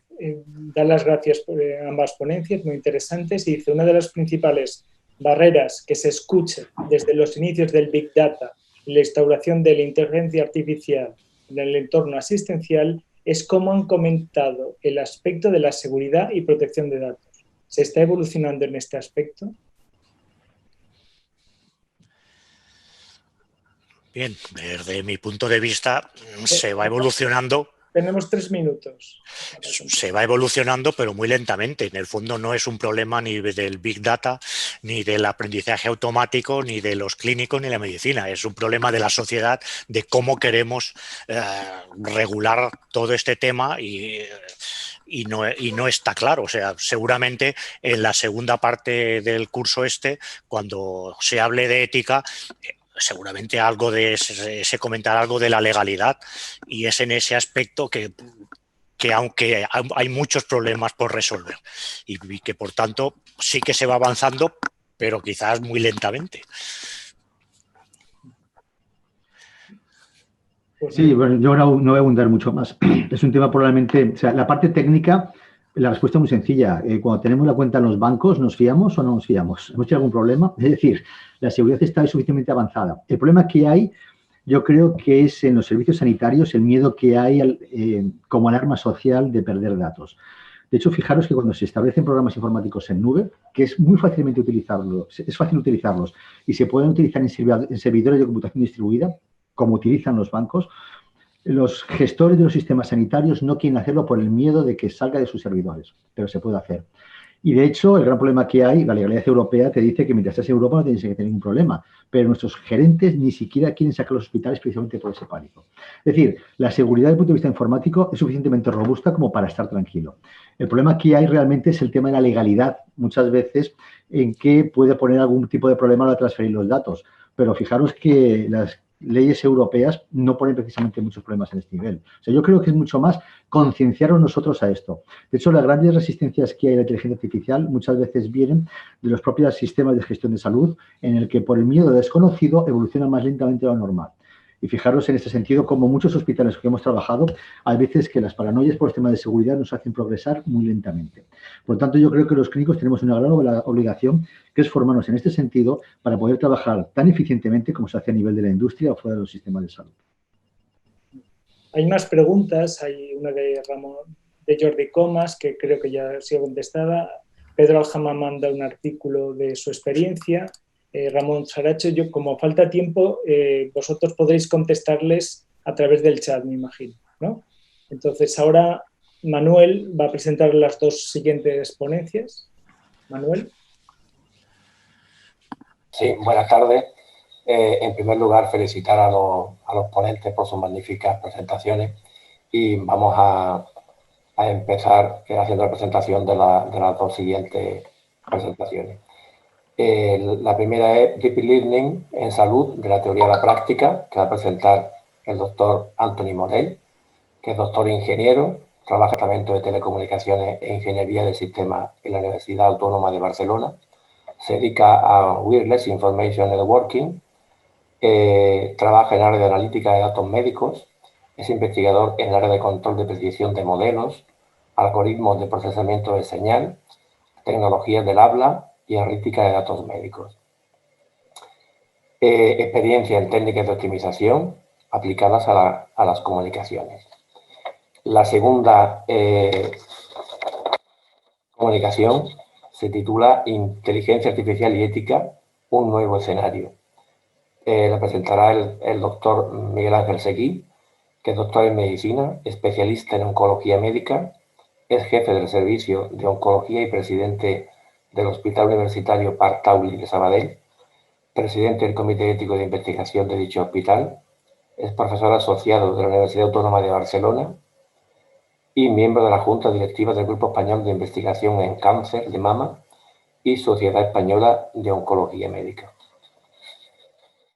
Buenos días a todos. Me llamo Antoni Morell y soy profesor de la Universidad Autónoma de Barcelona, del Departamento de Comunicaciones y Ingeniería de Sistemas, y hoy os voy a hacer una charla sobre Deep Learning y sus aplicaciones en salud, ¿vale? Voy a intentar hacer una explicación, algo de la parte teórica para que todos entendamos de qué va esto del Deep Learning, y luego pasar a algunos ejemplos prácticos que están hoy en medicina, ¿no? Entonces, la presentación la he dividido así, un poco un primer bloque explicando un poco la historia de la inteligencia artificial, qué son las redes neuronales, cómo aprenden y lo que tenemos hoy, que es el Deep Learning o lo que está de moda, y un segundo bloque más corto en el que voy a explicar algunos de los ejemplos que hay en medicina.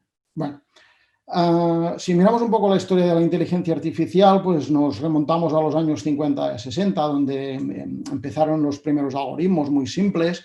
Y básicamente, bueno, siempre ha habido una relación entre estadística e inteligencia artificial o machine learning, y en esa época quizá los algoritmos que más triunfaron fueron los algoritmos bayesianos, ¿no? Basados en el teorema de Bayes. Ya no, en los 70, 80 empezó el auge de las redes neuronales. O sea, a nivel teórico esto es algo que viene de hace tiempo. Y por entonces se descubrió o se aportó una pieza súper clave en todo esto, que es el algoritmo de backpropagation, que más tarde voy a contar un poco sobre ello, ¿no? Bueno, ¿qué pasó? Aquí hubo un auge importante en los 70, 80, pero hubo un problema muy grande, que es que no se conseguía hacer funcionar bien estas redes neuronales. ¿Y por qué? El problema fundamental era la capacidad de cálculo. Los procesadores y ordenadores de la época pues, no daban para poder entrenar bien estos ejemplos. Y salvo algún esfuerzo heroico, pues no hubo mucho éxito, y otro tipo de algoritmos más simples, pero que tenían un buen compromiso entre simplicidad y rendimiento, pues fueron los que se usaron. Todo esto hasta pasado un poco, hasta el año 2000 aproximadamente, un poco después, ¿no? Es lo que en el mundillo se conoce como el largo invierno de la inteligencia artificial, ¿no? Y a partir del 2000, pues todo esto resurgió. Ahora tenemos procesadores y computadores potentes, sobre todo las GPUs, que nos permiten hacer muchos cálculos por segundo, muchos más cálculos por segundo de lo que podíamos hacer antes. Y entonces todo el tema de redes neuronales, que es en lo que se basa el Deep Learning, pues ha ido evolucionando, y ahora hablamos de Deep Learning, bueno, cuando el Deep Learning es un nivel más sobre las redes neuronales, pero la base es la de redes neuronales. Bueno, ¿qué son las redes neuronales? Bueno, pues las redes neuronales son todo esto, ¿no? Un montón de algoritmos con sus particularidades, sus métodos de entrenamiento. El tema de redes neuronales es un tema un poco artesanal, ¿no? Que en la experiencia del programador y, bueno, pues aquí juega un papel importante de cómo se entrenan, cada una tiene sus particularidades, etc. Hay muchos algoritmos. ¿Y hay algo más que se tenga que tener en cuenta aquí? Bueno, pues sí.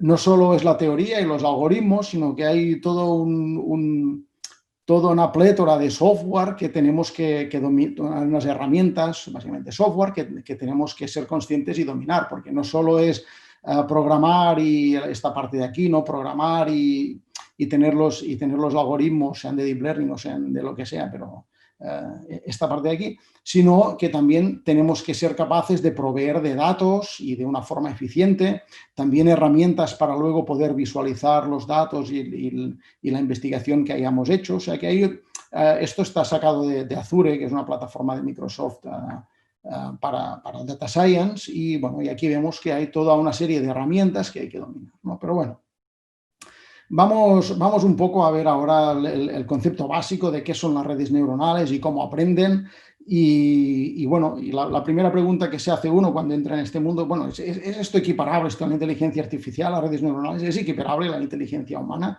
Bueno, a ver, ahora veremos, ¿no? Las redes son capaces de aprender, pero no son capaces de tomar decisiones como podemos hacer los humanos, ¿no? Hay aún un salto por recorrer. Bueno, empezamos por lo más simple. Comparamos la neurona biológica que está de aquí con una neurona software. Poniéndolo muy simple, la neurona biológica básicamente lo que hace es coger estímulos eléctricos a través de sus dendritas, los transmite por el axón de la neurona a los botones sinápticos y aquí se transmite estos impulsos eléctricos a otras neuronas, ¿no? La neurona software sí que hay de todo, hay autores que dicen que hay más o menos parecido, pero bueno, sí que una analogía podemos hacer, ¿no? La neurona software básicamente es esto de aquí, básicamente es un modelo matemático, ¿no? En el que yo tengo unas entradas a la neurona, que lo puedo, bueno, estos son números, pero yo lo puedo interpretar como corrientes eléctricas, por ejemplo, si quiero hacer más analogía al caso biológico, y en su salida básicamente tengo estas entradas ponderadas por unos pesos que son esto de aquí, o sea, en términos eléctricos sería que amplificaría o disminuiría alguna de estas corrientes. Al final se suman todas y se le aplica una función, en general será puede ser lineal o no lineal, se aplica una función aquí que es lo que me da la salida de la neurona software. O sea que, bueno, que sí que hay una cierta similitud. Pero bueno, como pasa en el caso nuestro, en el caso de los humanos, recuerdo que en el caso de los humanos pues tenemos alrededor de 80 y pico billones de neuronas en nuestro cerebro, pues una neurona solo no hace nada, ¿no? En el caso de las redes neuronales es lo mismo, ¿no? Estas neuronas de aquí, bueno, estos son entradas, pero esto sí que ya serían, estas son las entradas de la red, pero esto sí que ya serían las neuronas propiamente dichas. Las neuronas tienen que trabajar en red para que tengan un funcionamiento deseable, ¿no? Bueno, entonces, ¿cómo aprenden las redes neuronales? Bueno, básicamente, aunque pueda parecer muy místico, tampoco es tan... al final las redes acaban aprendiendo básicamente de la experiencia, ¿no? Es aquello de sabe más el diablo por viejo que por diablo, pues aquí lo mismo, ¿no? Básicamente... en base a muchos datos de entrenamiento que le dicen, mira, en el pasado hemos tenido estos datos y el resultado ha sido este, pues en base a comparar estos datos de entrada y este resultado que sabe del pasado, el algoritmo es capaz de hacer un modelo del proceso que hay aquí en medio, ¿no? Y, o sea que básicamente es esto. Entonces, para que lo podamos entender todos, empezaremos con una red muy simple y de hecho que ya conocemos todos, que sería esta de aquí, ¿no? Una red neuronal en que serían las entradas y una sola neurona. Y la neurona, esta función de aquí, además, para simplificarlo más, es lineal, ¿no? La función identidad. Y la red básicamente lo que calcula es las entradas, que son estos valores de aquí, multiplicadas por unos pesos, o sea, nos da esto de aquí. ¿Esto qué es? Pues es lo que conocemos todos como la regresión lineal, ¿no? Vamos a poner un ejemplo. Por ejemplo, hay un dataset publicado en el que se mide la calidad de esperma de los hombres, ¿no? Y esto va en función pues, de variables de estilo de vida, como por ejemplo si fuman más o menos, si hacen más o menos deporte, ¿no? Pues por ejemplo aquí podríamos tener unos datos que nos dijeran, mira, en función de la cantidad de deporte que tú hagas, en el pasado, ¿qué calidad de esperma he medido? Por ejemplo, en concentración, ¿no? Por ejemplo, un hombre que hacía poco deporte tenía esta cantidad de aquí, uno que hacía más deporte pues tenía esta, pero también había otro que tenía más, etcétera, ¿no? Y a partir de aquí, lo que intentamos hacer es ajustar un modelo, en este caso, como el modelo es... solo hay una neurona y además esta función de aquí es lineal, es un modelo lineal, acaba siendo una regresión lineal. Lo que hacemos es ajustar esta recta, tenemos que ir desplazándola arriba y moviendo para que ajuste lo mejor posible a los datos. ¿Y cómo lo hacemos esto? Pues bueno, básicamente lo que hacemos es medir estas distancias, que esto es el error que vamos cometiendo en cada uno de los puntos, y calculamos una función de error. De esa función de error, que es esta de aquí, empezamos en un punto, la recta de entrada no tiene por qué estar bien, O sea, puede ser que estos valores W0 y W1 no sean los definitivos, entonces el error sería muy grande, podríamos estar en este punto de aquí, y a partir de aquí calculamos gradientes de este error en función de los parámetros que podemos ajustar nosotros, estos de aquí, y vamos bajando este error hasta conseguir el mínimo. Entonces, el hecho de encontrar los valores de estos parámetros los mejores posibles es lo que llamamos entrenar la red neuronal. Es simplemente esto, ¿vale? En este caso hemos hecho una aplicación de regresión. En la mayoría de casos, quizá la aplicación que nos encontraremos más a menudo es la de clasificación, ¿no? Yo no quiero, en el caso del esperma, ¿no? Yo no quiero decir no quiero hacer una predicción de la cantidad de esperma o de la concentración de esperma, sino que quiero decir, bueno, esta persona tiene una buena calidad o una mala calidad, ¿no? Entonces, los datos que yo le entraría en el algoritmo pues serían lo mismo, ¿no? Pues cuántas veces hace deporte, cuánto fuma a la semana, etcétera, etcétera, etcétera. Y lo que yo sabría del pasado, que sería entre los puntos azules o los puntos rojos, los azules serían los que tienen buena calidad y los rojos los que tienen mala calidad. Entonces, si yo modifico solo ligeramente la red anterior, sigo con una sola neurona y aquí la única diferencia que hago es poner una función no lineal, tipo sigmoide, que es esta curva que tenéis aquí, pues bueno, ¿qué me hará?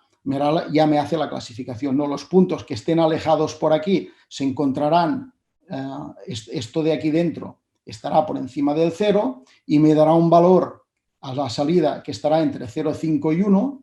Esto lo puedo interpretar como una probabilidad, me está diciendo que la probabilidad de que sea de buena calidad pues es mayor de 0,5, por lo tanto yo lo clasificaré como de buena calidad y como más alejado esté, más cerca del 1 estaré.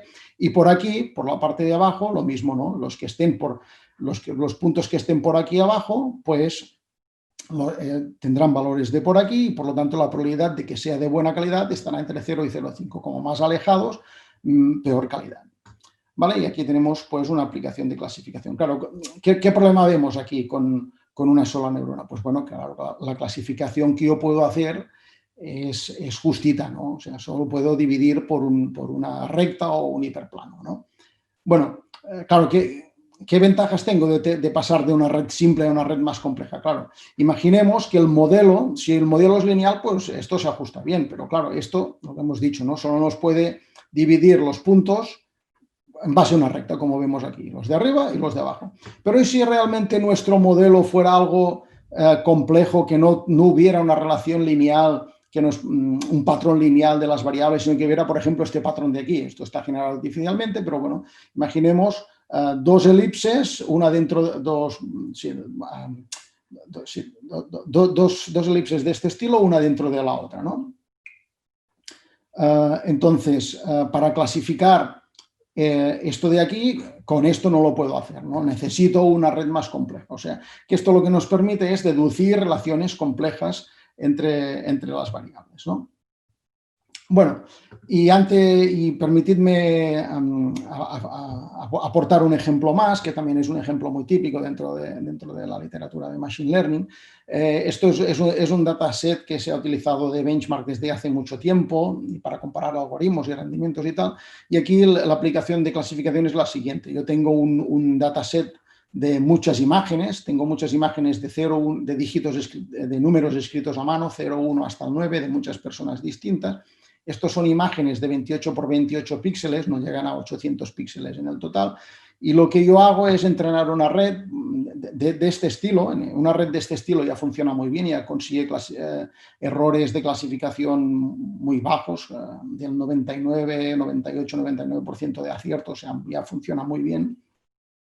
Y aquí lo que hago, en esta red de aquí, lo que hago pues es poner aquí los valores, cojo una imagen, pongo todos los valores aquí, los píxeles negros pondría un valor 0, los píxeles blancos pondría un valor 1 y los píxeles grises de intermedio, pues un valor intermedio. Pongo aquí el valor de todos los píxeles de una imagen. Si la red ya estuviera bien entrenada, o sea, entrenada, ¿qué quiere decir? Que estos pesos de aquí, lo que amplifica o disminuye los pasos de corriente, si lo entendiéramos como corriente, pues si esto ya estuviera bien entrenado y lo vemos como corriente, pues aquí yo pondría unas entradas esto se trasladaría hasta esta capa de aquí, hasta estas neuronas de aquí. Algunas se activarían más, algunas se activarían menos y transmitirían más o menos corriente hacia aquí, hasta que llegaríamos al final, a la última capa, que es la de salida, donde se hace la predicción.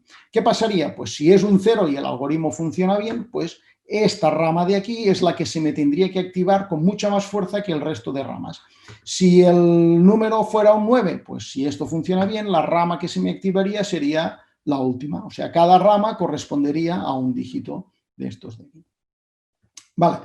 Y ahora llegamos ya al punto clave de toda esta historia, que es lo que os había comentado en el principio de mi exposición. Claro, ahora os había comentado el paso en esta dirección cuando tenemos ya una red bien entrenada, pero claro, al principio cuando empezamos a entrenar la red en base a ejemplos que tenemos, esto no está entrenado, ¿no? Entonces, yo pongo aquí un dígito, lo paso por aquí y aquí tendré un error, es decir, lo más probable es que clasifique mal, que clasifique un 0 como un 3, por ejemplo, ¿no? Entonces, ¿cómo funciona todo esto? Claro, pensad que todo esto de aquí yo lo puedo entender como una función no lineal y bastante compleja, ¿no? En un caso real podemos tener de miles a millones de parámetros a entrenar. No son 4 o 5, es decir, a mí no es posible escribir esta función a mano y calcular los gradientes a mano, etcétera, ¿no? Entonces, ¿cómo funciona todo esto? Yo tengo los ejemplos aquí, los paso por la red, veo cuál es el error de cuantificación y entonces el algoritmo de backpropagation, que esto es súper fundamental en las redes neuronales, es el que me permite de una forma automática, yendo paso a paso atrás, poder calcular los gradientes de los diferentes parámetros que hay en la red para que yo los pueda ir ajustando de una forma automática. Entonces se va produciendo un proceso iterativo que yo voy poniendo ejemplos, se mide el error y gracias al backpropagation se van ajustando estos pesos de forma que la red cada vez comete menos error hasta que se llega a un mínimo y a la mejor clasificación posible. Y bueno, y después de las redes neuronales, pues hemos pasado en los últimos años al Deep Learning. ¿El Deep Learning qué son? Bueno, pues son redes neuronales, podemos entender como redes neuronales complejas, ¿no? Hay distintos tipos, hay muchos algoritmos, como os había enseñado al principio. Aquí os pongo algunos de las más usadas últimamente. Las redes convolucionales, que tienen, bueno, unas capas que ahora no entro, pero tiene unas particularidades. Lo que hemos visto hasta ahora es esta parte de aquí, se llaman, los gráficos que os había puesto anteriormente eran de redes fully connected, conectadas completamente. Bueno, hay otro tipo de capas en las redes convolucionales. La cuestión es que han funcionado muy bien para clasificación de imágenes. Hay redes recurrentes que nos permiten incidir también, no solo en el presente, sino también en el pasado, y implementaciones tipo las LSTMs que nos permiten tener cierta memoria y tomar decisiones no solo en base a los datos que tengo ahora, sino también los datos que he tenido en el pasado. Autoencoders. Y también ahora está muy de moda las GANs. Supongo que todos habréis visto algoritmos que generan imágenes que no son realmente de nadie, pero que parecen reales. O recientemente veía una aplicación que cogía imágenes de hace 70, 80 años en blanco y negro y las de baja resolución y las transformaba a imágenes de alta calidad. Bueno, pues todo esto se basa en estas redes que son las GANs. Bueno, en definitiva, que el Deep Learning es aumentar el concepto de redes neuronales que había ya de los años 70-80 y tener modelos complejos y grandes, básicamente. Bueno, y ya paso al segundo bloque de mi presentación, en el que os voy a mostrar pues, algunos ejemplos que han tenido éxito en el campo de la medicina, ¿no? Por ejemplo, aquí este es el de Stanford, liderado por Andrew Ng, que es uno de los científicos pues, más importantes en este campo.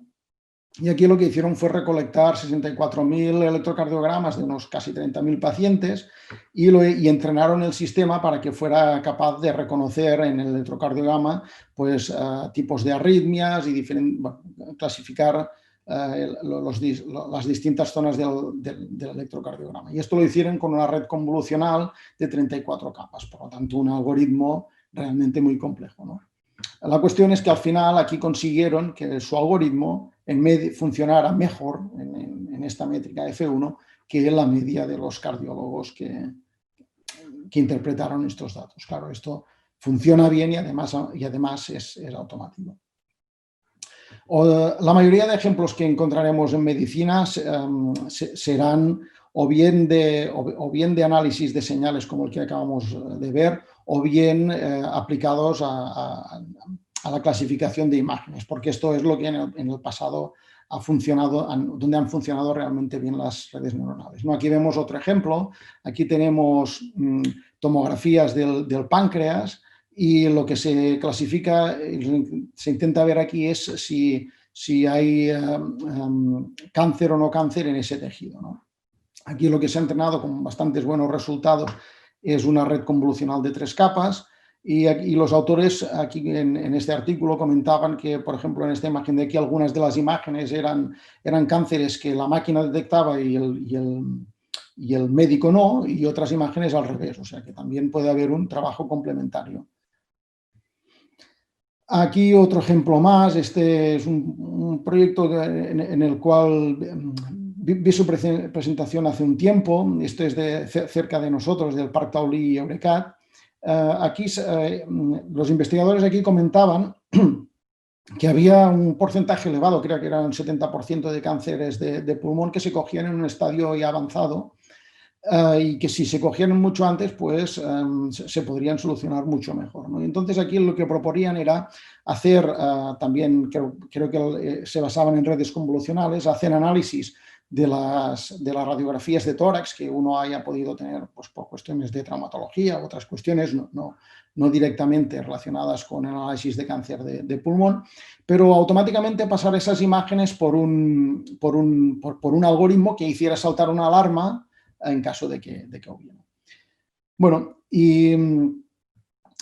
la inteligencia artificial, machine learning en medicina no solo está en el ámbito académico, sino que también tiene mucho interés por las empresas, ¿no? Aquí, por ejemplo, tenemos el IBM Watson for Genomics, que usa la inteligencia artificial para ayudar, sacar conocimiento y ayudar en el diagnóstico y el tratamiento del cáncer. O sea que es algo en lo que últimamente hay mucho interés. Y ya por último, como ejemplo centrado en nefrología y en un trabajo en el que colaboré, pues, y para que se vea que no solo se pueden tratar señales o imágenes, pues aquí lo que intentamos fue hacer una predicción de mortalidad en pacientes que se encuentran en diálisis, y aplicamos distintos algoritmos de redes neuronales y algún otro algoritmo de machine learning. Intentábamos en base a los datos de análisis de sangre de la máquina de hemodiálisis y de los diagnósticos de los médicos, hacer una predicción de la mortalidad en el paciente. Los resultados aún no son suficientemente buenos como para aplicar a la realidad, pero sí que se ve que con una mejora en los algoritmos y en los datos esto puede tener mucho potencial. Además, también vimos que las variables que influencian este proceso de estas variables, las que consideraba el médico experto y las que consideraban los algoritmos en sí, no siempre eran las mismas, con lo cual también nos da pie allí a investigar cuáles son estas relaciones. Bueno, por mi parte nada más. Muchas gracias por su atención, y si hay alguna pregunta, pues estoy disponible para contestar. Hola, buenas tardes. Gracias por estar aquí. Soy el doctor Miguel Ángel Seguí. Soy oncólogo y estoy aquí como presidente del Comité de Ética del Hospital Parc Taulí, y, por tanto, para hablaros con experiencias sobre el tema de la ética y la inteligencia artificial. Evidentemente, la pregunta que nos hacemos aquí, o que nos tenemos que hacer, es si la ética de investigación que manejamos actualmente está obsoleta en esta era nueva de inteligencia artificial y de Big Data. Y eso tiene que ver con que actualmente estamos acumulando datos de salud de una manera mucho mayor que antes. Y eso tiene que ver porque hemos abaratado mucho los costos de las tecnologías ómicas, por lo tanto tenemos muchos más datos biológicos, porque tenemos una historia clínica informatizada y electrónica que nos permite tener los datos mucho más extensos y de manera teóricamente más fácil, y además los propios pacientes y evidentemente los propios sanitarios estamos generando muchos datos a partir de apps, de webs y por lo tanto de social media que permite acumular mucha más información. Acumular esta información y procesarla con inteligencia artificial tiene un gran potencial porque puede mejorar el cuidado clínico, puede mejorar el diagnóstico, el tratamiento y probablemente el pronóstico de alguna enfermedad, ¿no? Eso también nos pide que los pacientes y la sociedad participen y colaboren mucho más, pero hay que tener en cuenta cuando manejamos estas tecnologías nuevas que estamos manejando grandes cantidades de datos y que eso tiene muchos usos peligrosos. Por tanto, hay que ser muy cuidadosos con el manejo de esta información personal. Por lo tanto, tenemos ante esta nueva situación de manejo de grandes cantidades de información, de trabajar esta información con determinados algoritmos de inteligencia artificial, tenemos que tener en cuenta que hemos de mantener dentro de lo posible nuestra ética de investigación, vigilar para la seguridad de los datos de los pacientes y también vigilar que no haya un sesgo tanto en la participación en los datos como en la aplicación de los algoritmos. ¿Es eso importante? Si vemos cómo ha avanzado el término búsqueda de inteligencia artificial y ética, veremos que si es la testimonial la de 5 o 6 años, actualmente hay cientos y cientos de noticias y artículos hablando de la ética de la inteligencia artificial. Por tanto, debe ser un tema muy importante tener en cuenta. Y de hecho, cuando vemos, y este por ejemplo es un artículo del Nature Medicine, de cómo hacer una ruta para una Machine Learning en salud, siempre veremos que hay un punto concreto que dice que hay que considerar las implicaciones éticas y vigilar que no haya un sesgo en el tratamiento y en el manejo de esos datos. Por lo tanto, el respeto a las personas, beneficencia, justicia, no maleficencia, que son los grandes puntos de la ética médica, la ética de investigación, deben ser también relevantes, se deben priorizar para proteger a los pacientes, a las personas de diferente tipo de daños. Por eso la gente tiene que tener capacidad de hacer una elección informada, hay que vigilar los riesgos de daño contra los beneficios y manejar todo eso bien y sobre todo, como decíamos antes, evitar el sesgo en la selección de las poblaciones. ¿Qué pregunta nos tenemos que hacer cuando hablamos de ética e inteligencia artificial en salud?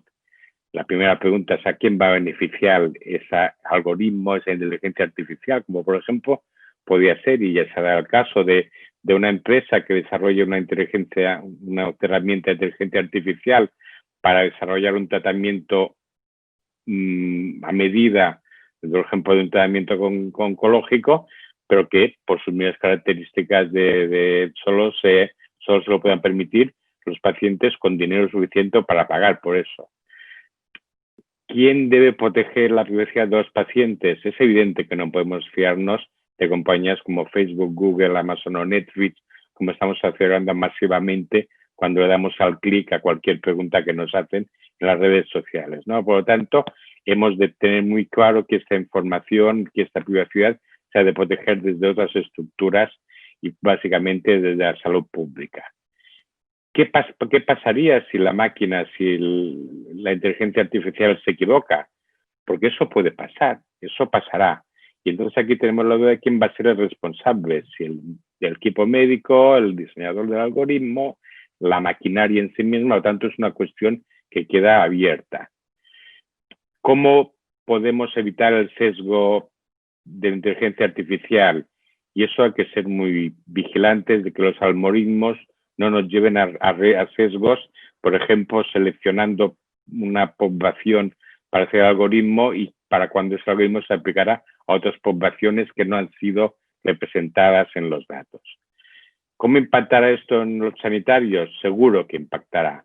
Probablemente hay una parte buena, es que los médicos pueden evitar hacer actuaciones repetitivas y actuaciones burocráticas y teóricamente pasar más tiempo con los pacientes, pero eso pues probablemente tiene riesgos de que nos sintamos que son las computadoras los que están haciendo nuestro trabajo. ¿Qué pasará con lo que todavía no sabemos, con lo que desconocemos, porque seguro que en el futuro aparecerán consecuencias inesperadas. Por tanto, hemos de hacer todas las previsiones y las predicciones para evitar que eso nos pueda pasar o que eso pueda cambiar la ética de nuestra investigación. Es evidente que eso no nos preocupa solo a los eticistas, sino que le preocupa también a las administraciones. Y, por ejemplo, la Unión Europea, la Comisión Europea, tiene un grupo de expertos sobre inteligencia artificial, entre cuyas cosas que tiene muy claro es que dice que la inteligencia artificial tiene que ser fiable y que para eso tiene que ser lícita, cumplir la legislación y los reglamentos, tiene que ser ética para garantizar el respeto a los principios y valores de la persona y tiene que ser robusta para que no provocar daños accidentales. Por tanto, es un tema importante el vigilar y ser conscientes de que la inteligencia artificial también tiene que manejarse desde una visión y unos principios éticos de investigación. Por lo tanto, hemos de aplicar los grandes principios de la ética médica a la inteligencia artificial. La beneficencia y la no maleficencia, buscando el bien común, la fidelidad y responsabilidad, la integridad, hay que proteger a las personas de daño innecesario o de algoritmos, en este caso, que busquen un daño en particular.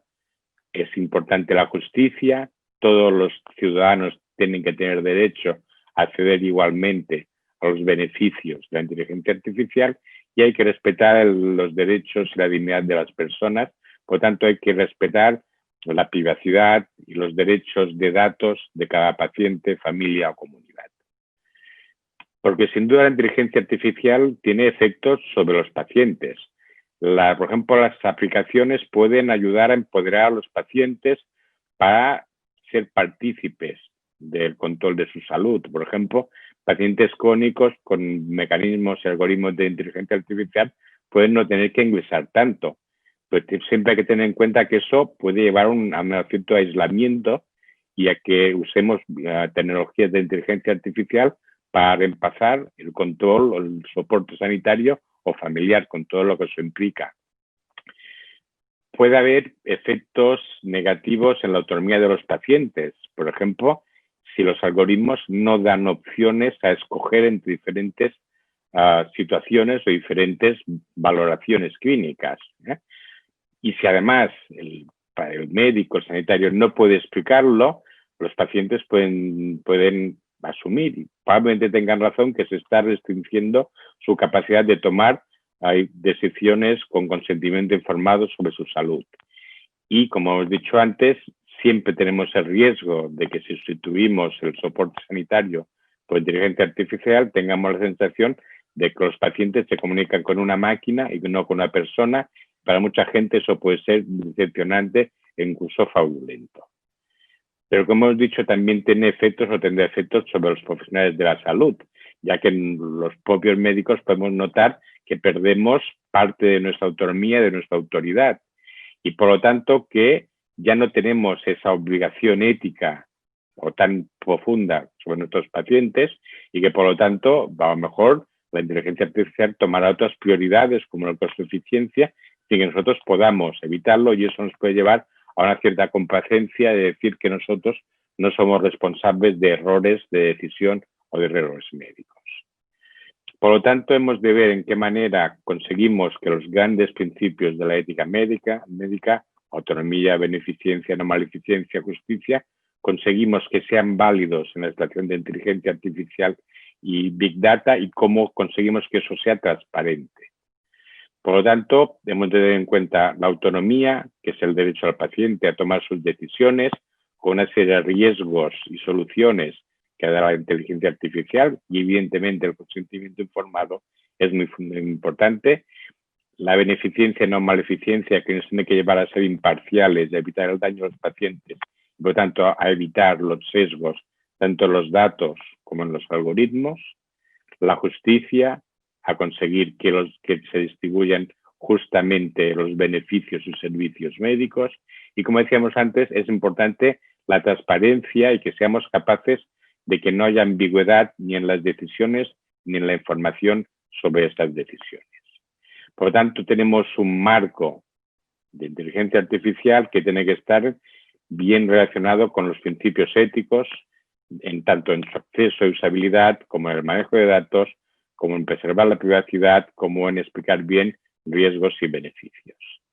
Por ejemplo, la gente es poco consciente de cómo sus datos personales son públicos o están ellos mismos compartiendo. Por ejemplo, el 25% sí que entiende que está compartiendo su localización o su lista de amigos, pero menos del 20% es consciente de que su historial de búsqueda de Internet es público y para mucha gente.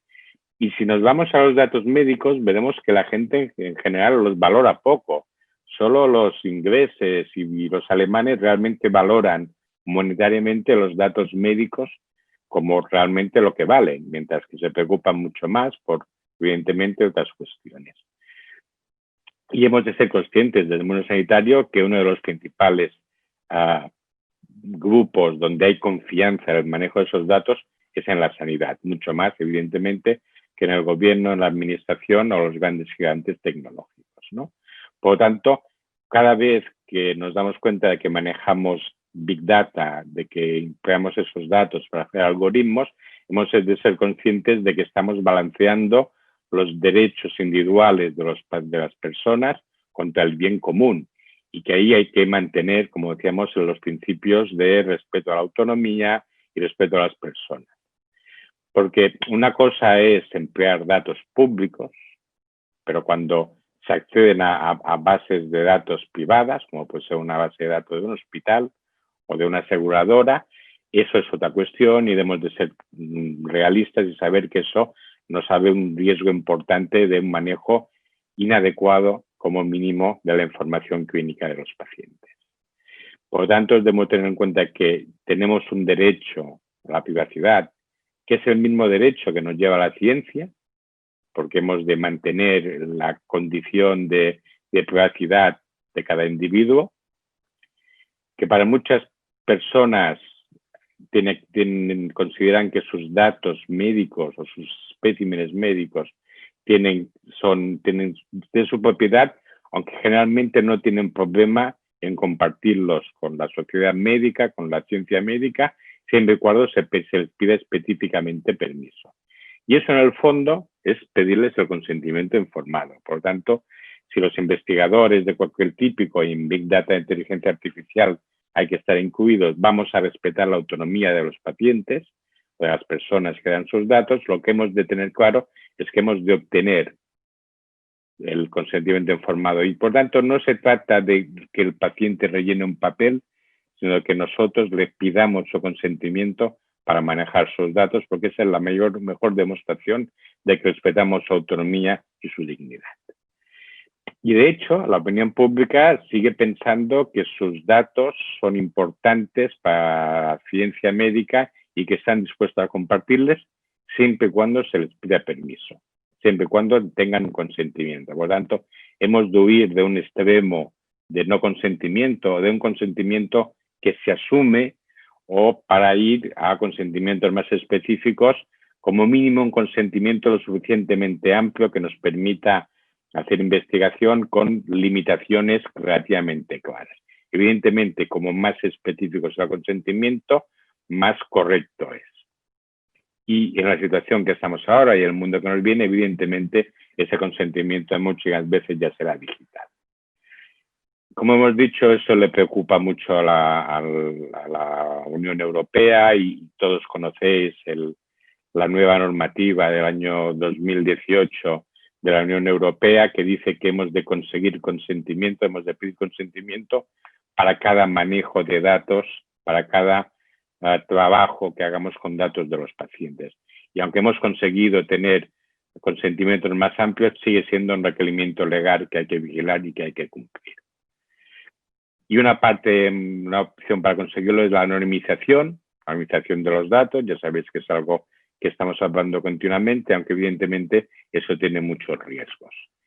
Y como decíamos antes, la transparencia, la trazabilidad es importante porque es lo que nos permite dar tranquilidad a los pacientes, a las personas que comparten sus datos, sobre cómo manejamos esos datos y cómo hacemos los algoritmos de inteligencia artificial basándonos en esos bienes a Big Data. Porque lo que buscamos es un beneficio público de la investigación. Por lo tanto, como vemos aquí, veremos que la red de datos de cada persona, de cada paciente, puede ser enorme y hemos de mantener un cierto estándar de reglas comunes para vigilar que cumplimos la privacidad y los principios éticos de estos datos. Por lo tanto, cuando hablamos de inteligencia artificial y de la ética, ahí juega muchísima gente. Evidentemente, los bioeticistas, los legisladores, psicólogos, y evidentemente quien consigue los datos, tanto como los ingenieros, los especialistas en el manejo por informático de los datos y evidentemente los ejecutivos y las compañías que los van a usar, así como los académicos.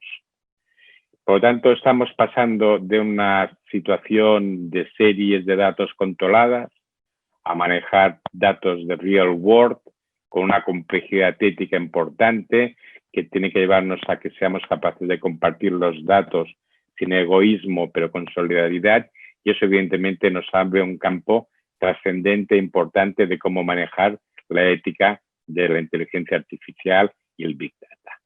Por lo tanto, hemos de conseguir que los pacientes se empoderen, porque eso va a permitir que hagamos esa investigación y que tengamos esos datos, pero hemos de ser capaces de entender que ellos deben determinar cómo hemos de manejar y cómo hemos de anonimizar esos datos y ser conscientes de que para la mayoría de las personas están dispuestos a dar estos datos para la ciencia. Hemos de conseguir que la sociedad también discuta sobre cómo manejar esta situación tan complicada del manejo ético de los datos y la inteligencia artificial. Y por lo tanto, al final, todo lo que rodea éticamente a la inteligencia artificial es muy similar a lo que rodea la ética de la investigación biomédica clásica, ¿no? Pero que hemos de conseguir mejorar la regulación de este tipo de investigación, que emplear nuevas herramientas como inteligencia artificial no nos tiene que hacer abandonar los principios de la ética de la investigación y que, por tanto, respeto a las personas, la beneficencia y la maleficencia, justicia e independencia en la revisión son esenciales para continuar con una conducta ética de investigación. Por lo tanto, y como resumen de lo que es la ética, o tendría que ser la ética de la inteligencia artificial, hemos de preocuparnos de no causar daño y desarrollar la inteligencia artificial para el beneficio de la humanidad, minimizar el sesgo y maximizar la inclusividad en los datos, trabajar con integridad y justicia, informar a los usuarios sobre el servicio, sobre sus derechos y mantener los estándares más altos de privacidad y en manejo de los derechos en los datos. Muchas gracias y después de esto abierto a la discusión. Bueno, en primer lugar, felicitar a los dos ponentes por sus magníficas presentaciones y sobre todo por habernos hecho tan fácil lo que es tan difícil como es construir una red neuronal. Nos pregunta el doctor Nacho Revuelta. Esto abierto a la discusión. Que cuáles son los factores que más pueden influenciar en una red neuronal. Si pueden ser los factores faltantes, los datos faltantes, los noisy o las diferentes estrategias a la hora de notificar o tratar a los pacientes. Esta pregunta, por su tipo, irá dirigida sobre todo al doctor Morrell. Sí, bueno, como decía en mi presentación, el tema es un poco artesanal, ¿no? Y se encuentran distintas casuísticas. Creo que antes Javier comentaba, pues bueno, que en el fondo hay estrategias para combatir todos estos efectos, ¿no? Por ejemplo, Javier hablaba de los mecanismos de imputación, de cuando no tienes datos incompletos, pues intentar mejorarlos. O sea, al final las problemáticas son varias y sí, tenemos mecanismos para intentar mitigarlos o paliarlos en los distintos aspectos. Al final, bueno, hay mucha casuística, muchas posibilidades y bueno, quien saca el mejor modelo gana la banca, ¿no? ¿Cuál sería para ti el mejor método de imputación de valores faltantes? ¿Técnicas multivariantes o técnicas de inteligencia artificial tipo random forest? Bueno, para imputación hay distintos mecanismos. Lo más fácil, lo que decía Javier, era simplemente imputar por la media de las variables que tienes en el resto del dataset. Pero hay mecanismos mucho más eficientes que son capaces de sacar un modelo de tus datos y en base a la relación que haya con las otras variables poder hacer una predicción mucho mejor de eso, ¿no? Y en ese sentido, pues se usan autoencoders, se usan GANs también para esto. Yo diría que son las técnicas más avanzadas o más actuales para esta aplicación en concreto. Y también dirigida para ti. En una de las diapositivas que nos has presentado, hablando de redes neuronales convolucionadas, sobre el número de capas, es decir, esas capas se ajustan automáticamente según la complejidad de los datos en estudio o las predefine el investigador. ¿Qué función tienen en un modelo de... Sí. O sea, al final las capas convolucionales, se llama convolucional porque hay un kernel que es un filtro que recoge una parte de los píxeles de la imagen y lo va recorriendo. Entonces, ese kernel es el que se centra a buscar relaciones de un píxel con los que hay a su entorno, ¿no? Por eso las redes convolucionales han funcionado muy bien en el campo de aplicación de imágenes. Luego el número de capas, como te digo, ¿no? Es un proceso artesanal que muchas veces lo que se hace es lanzar muchos modelos si tienes potencia de cálculo y al final es el que funciona mejor. Se puede basar uno en ver casos parecidos al tuyo, con datos más o menos parecidos, qué modelos han utilizado y partir de ese. Pero hay muchas diferencias, como hemos visto antes, pues por ejemplo, Andrew NG utilizaba un modelo súper complejo con 34 capas convolucionales. El otro ejemplo que he puesto, pues usaban solo 3, depende mucho de la casuística. También depende mucho de la cantidad de datos que tú tengas. Cuando tú tienes muchos datos, puedes usar modelos más complejos. Cuando tienes menos datos, esa capacidad extra no te va a servir porque no... Es el problema que siempre hay de varianza versus vías en redes neuronales, ¿no? Que si tienes un algoritmo muy complejo, acaba memorizando esos datos porque tiene mucha capacidad, pero no es capaz de sacar el patrón que realmente quieres sacar. Visto antes, no funciona bien, ¿no? Siempre hay el trade-off entre complejidad de los datos y complejidad del modelo. Muy bien. Por ejemplo, para estudiar unas series temporales, ¿sería también aplicable una red neuronal convolucionada o sería más bien hay ejemplos una red recurrente? Hay ejemplos en los que se han aplicado con éxito. Por ejemplo, el de Andrew NG, ¿no? Que ellos están analizando electrocardiogramas, que son series temporales, señales temporales con redes convolucionales. Y encontraríamos en este campo y en muchos otros encontraríamos otros ejemplos, ¿no?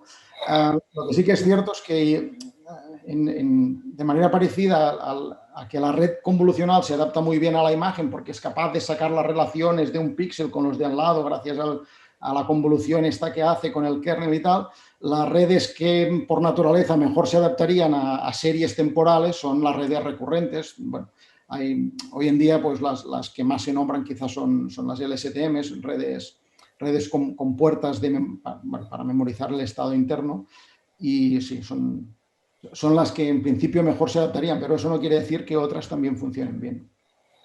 Y otra cuestión que ya incluso más o menos conecta con la ponencia del doctor Seguí sobre ética.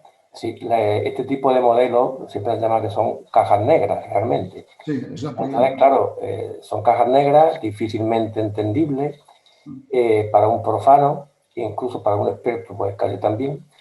El tema es que, claro, se trata de que estamos construyendo modelos sobre variables vitales y sobre asuntos de salud humana. Entonces, esos modelos, pues claro, debería haber normativas que hagan más transparente ese tipo de modelos. Se habla de convolución de esa red convolucionada. y acompañar esa información junto con el modelo. ¿Qué opináis al respecto? Podéis contestar tanto el doctor Seguí como el doctor Morrell. No sé, Miguel Ángel, si quieres contestar. El principal, sí, el principal problema, como siempre, en muchos de estos modelos es la transparencia. Es decir, las pacientes, las personas van a dar sus datos, los dan con cierta generosidad, pero una de las cosas que se ve y que se ve cuando uno hace grupos focus con pacientes o con personas es que necesitan transparencia.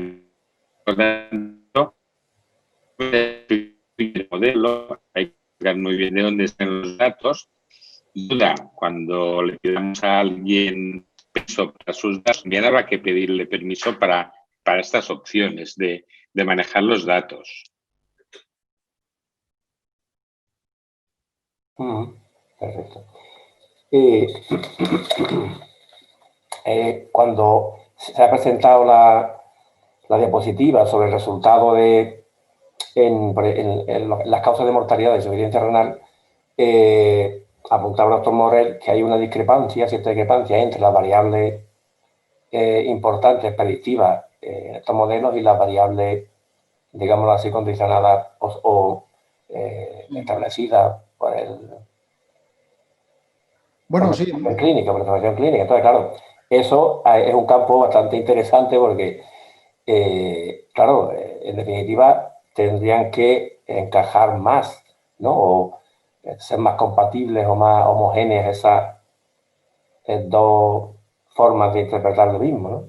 Sí, esto también liga con lo que hablábamos antes de los modelos de caja negra, ¿no? O sea, los algoritmos de redes neuronales, sí, se puede publicar el modelo, he usado este modelo, pero no hay mente humana que sea capaz de entrar ahí dentro y saber cómo ha clasificado, porque es un modelo muy, muy complejo, ¿no? O sea, se puede entender como una función muy, muy compleja entre una entrada y una salida, no hay manera de entenderlo. Pero sí que es verdad que, claro, esto no nos tranquiliza, ¿no? Un modelo de caja negra es muy opaco, como su nombre dice, ¿no? Entonces, sí que hay mecanismos para incluso con modelos de caja negra, de intentar, pues, saber cosas, ¿no? Como, por ejemplo, lo que trabajamos aquí en este artículo, de saber la importancia de las variables. Que discrepe del médico no quiere quiere decir que para el algoritmo le ha ido bien y ha funcionado bien en esos datos que tenía y, bueno, funciona bien porque se ha entrenado con unos datos y se ha testeado con otros. Pero bueno, eso no quiere decir que el conocimiento médico esté equivocado. Lo que sí que creo que es importante es que da una pista a decir, bueno, investiguemos si eso que ha sacado la máquina realmente tiene algún sentido o no. O sea, no invalida al clínico, pero sí que quizá hay algo que nos habíamos dejado antes y que se puede investigar. Bueno, pues muchas gracias por las respuestas tan interesantes y el tema tan interesante. Y bueno, es un mundo que está empezando el compaginar o sumar la inteligencia artificial y la inteligencia humana, porque posiblemente la suma de las dos pues sean más que cada una por separado. Veo, Manuel, que han quedado dos preguntas, una de Javier Lavilla y otra de Guillermo, pero me temo que no va a dar tiempo, Guillermo Alcalde, y no va a dar tiempo, entonces a ver si los ponentes les da tiempo a hacer una contestación personal, ¿de acuerdo? Porque ya estamos a punto de finalizar.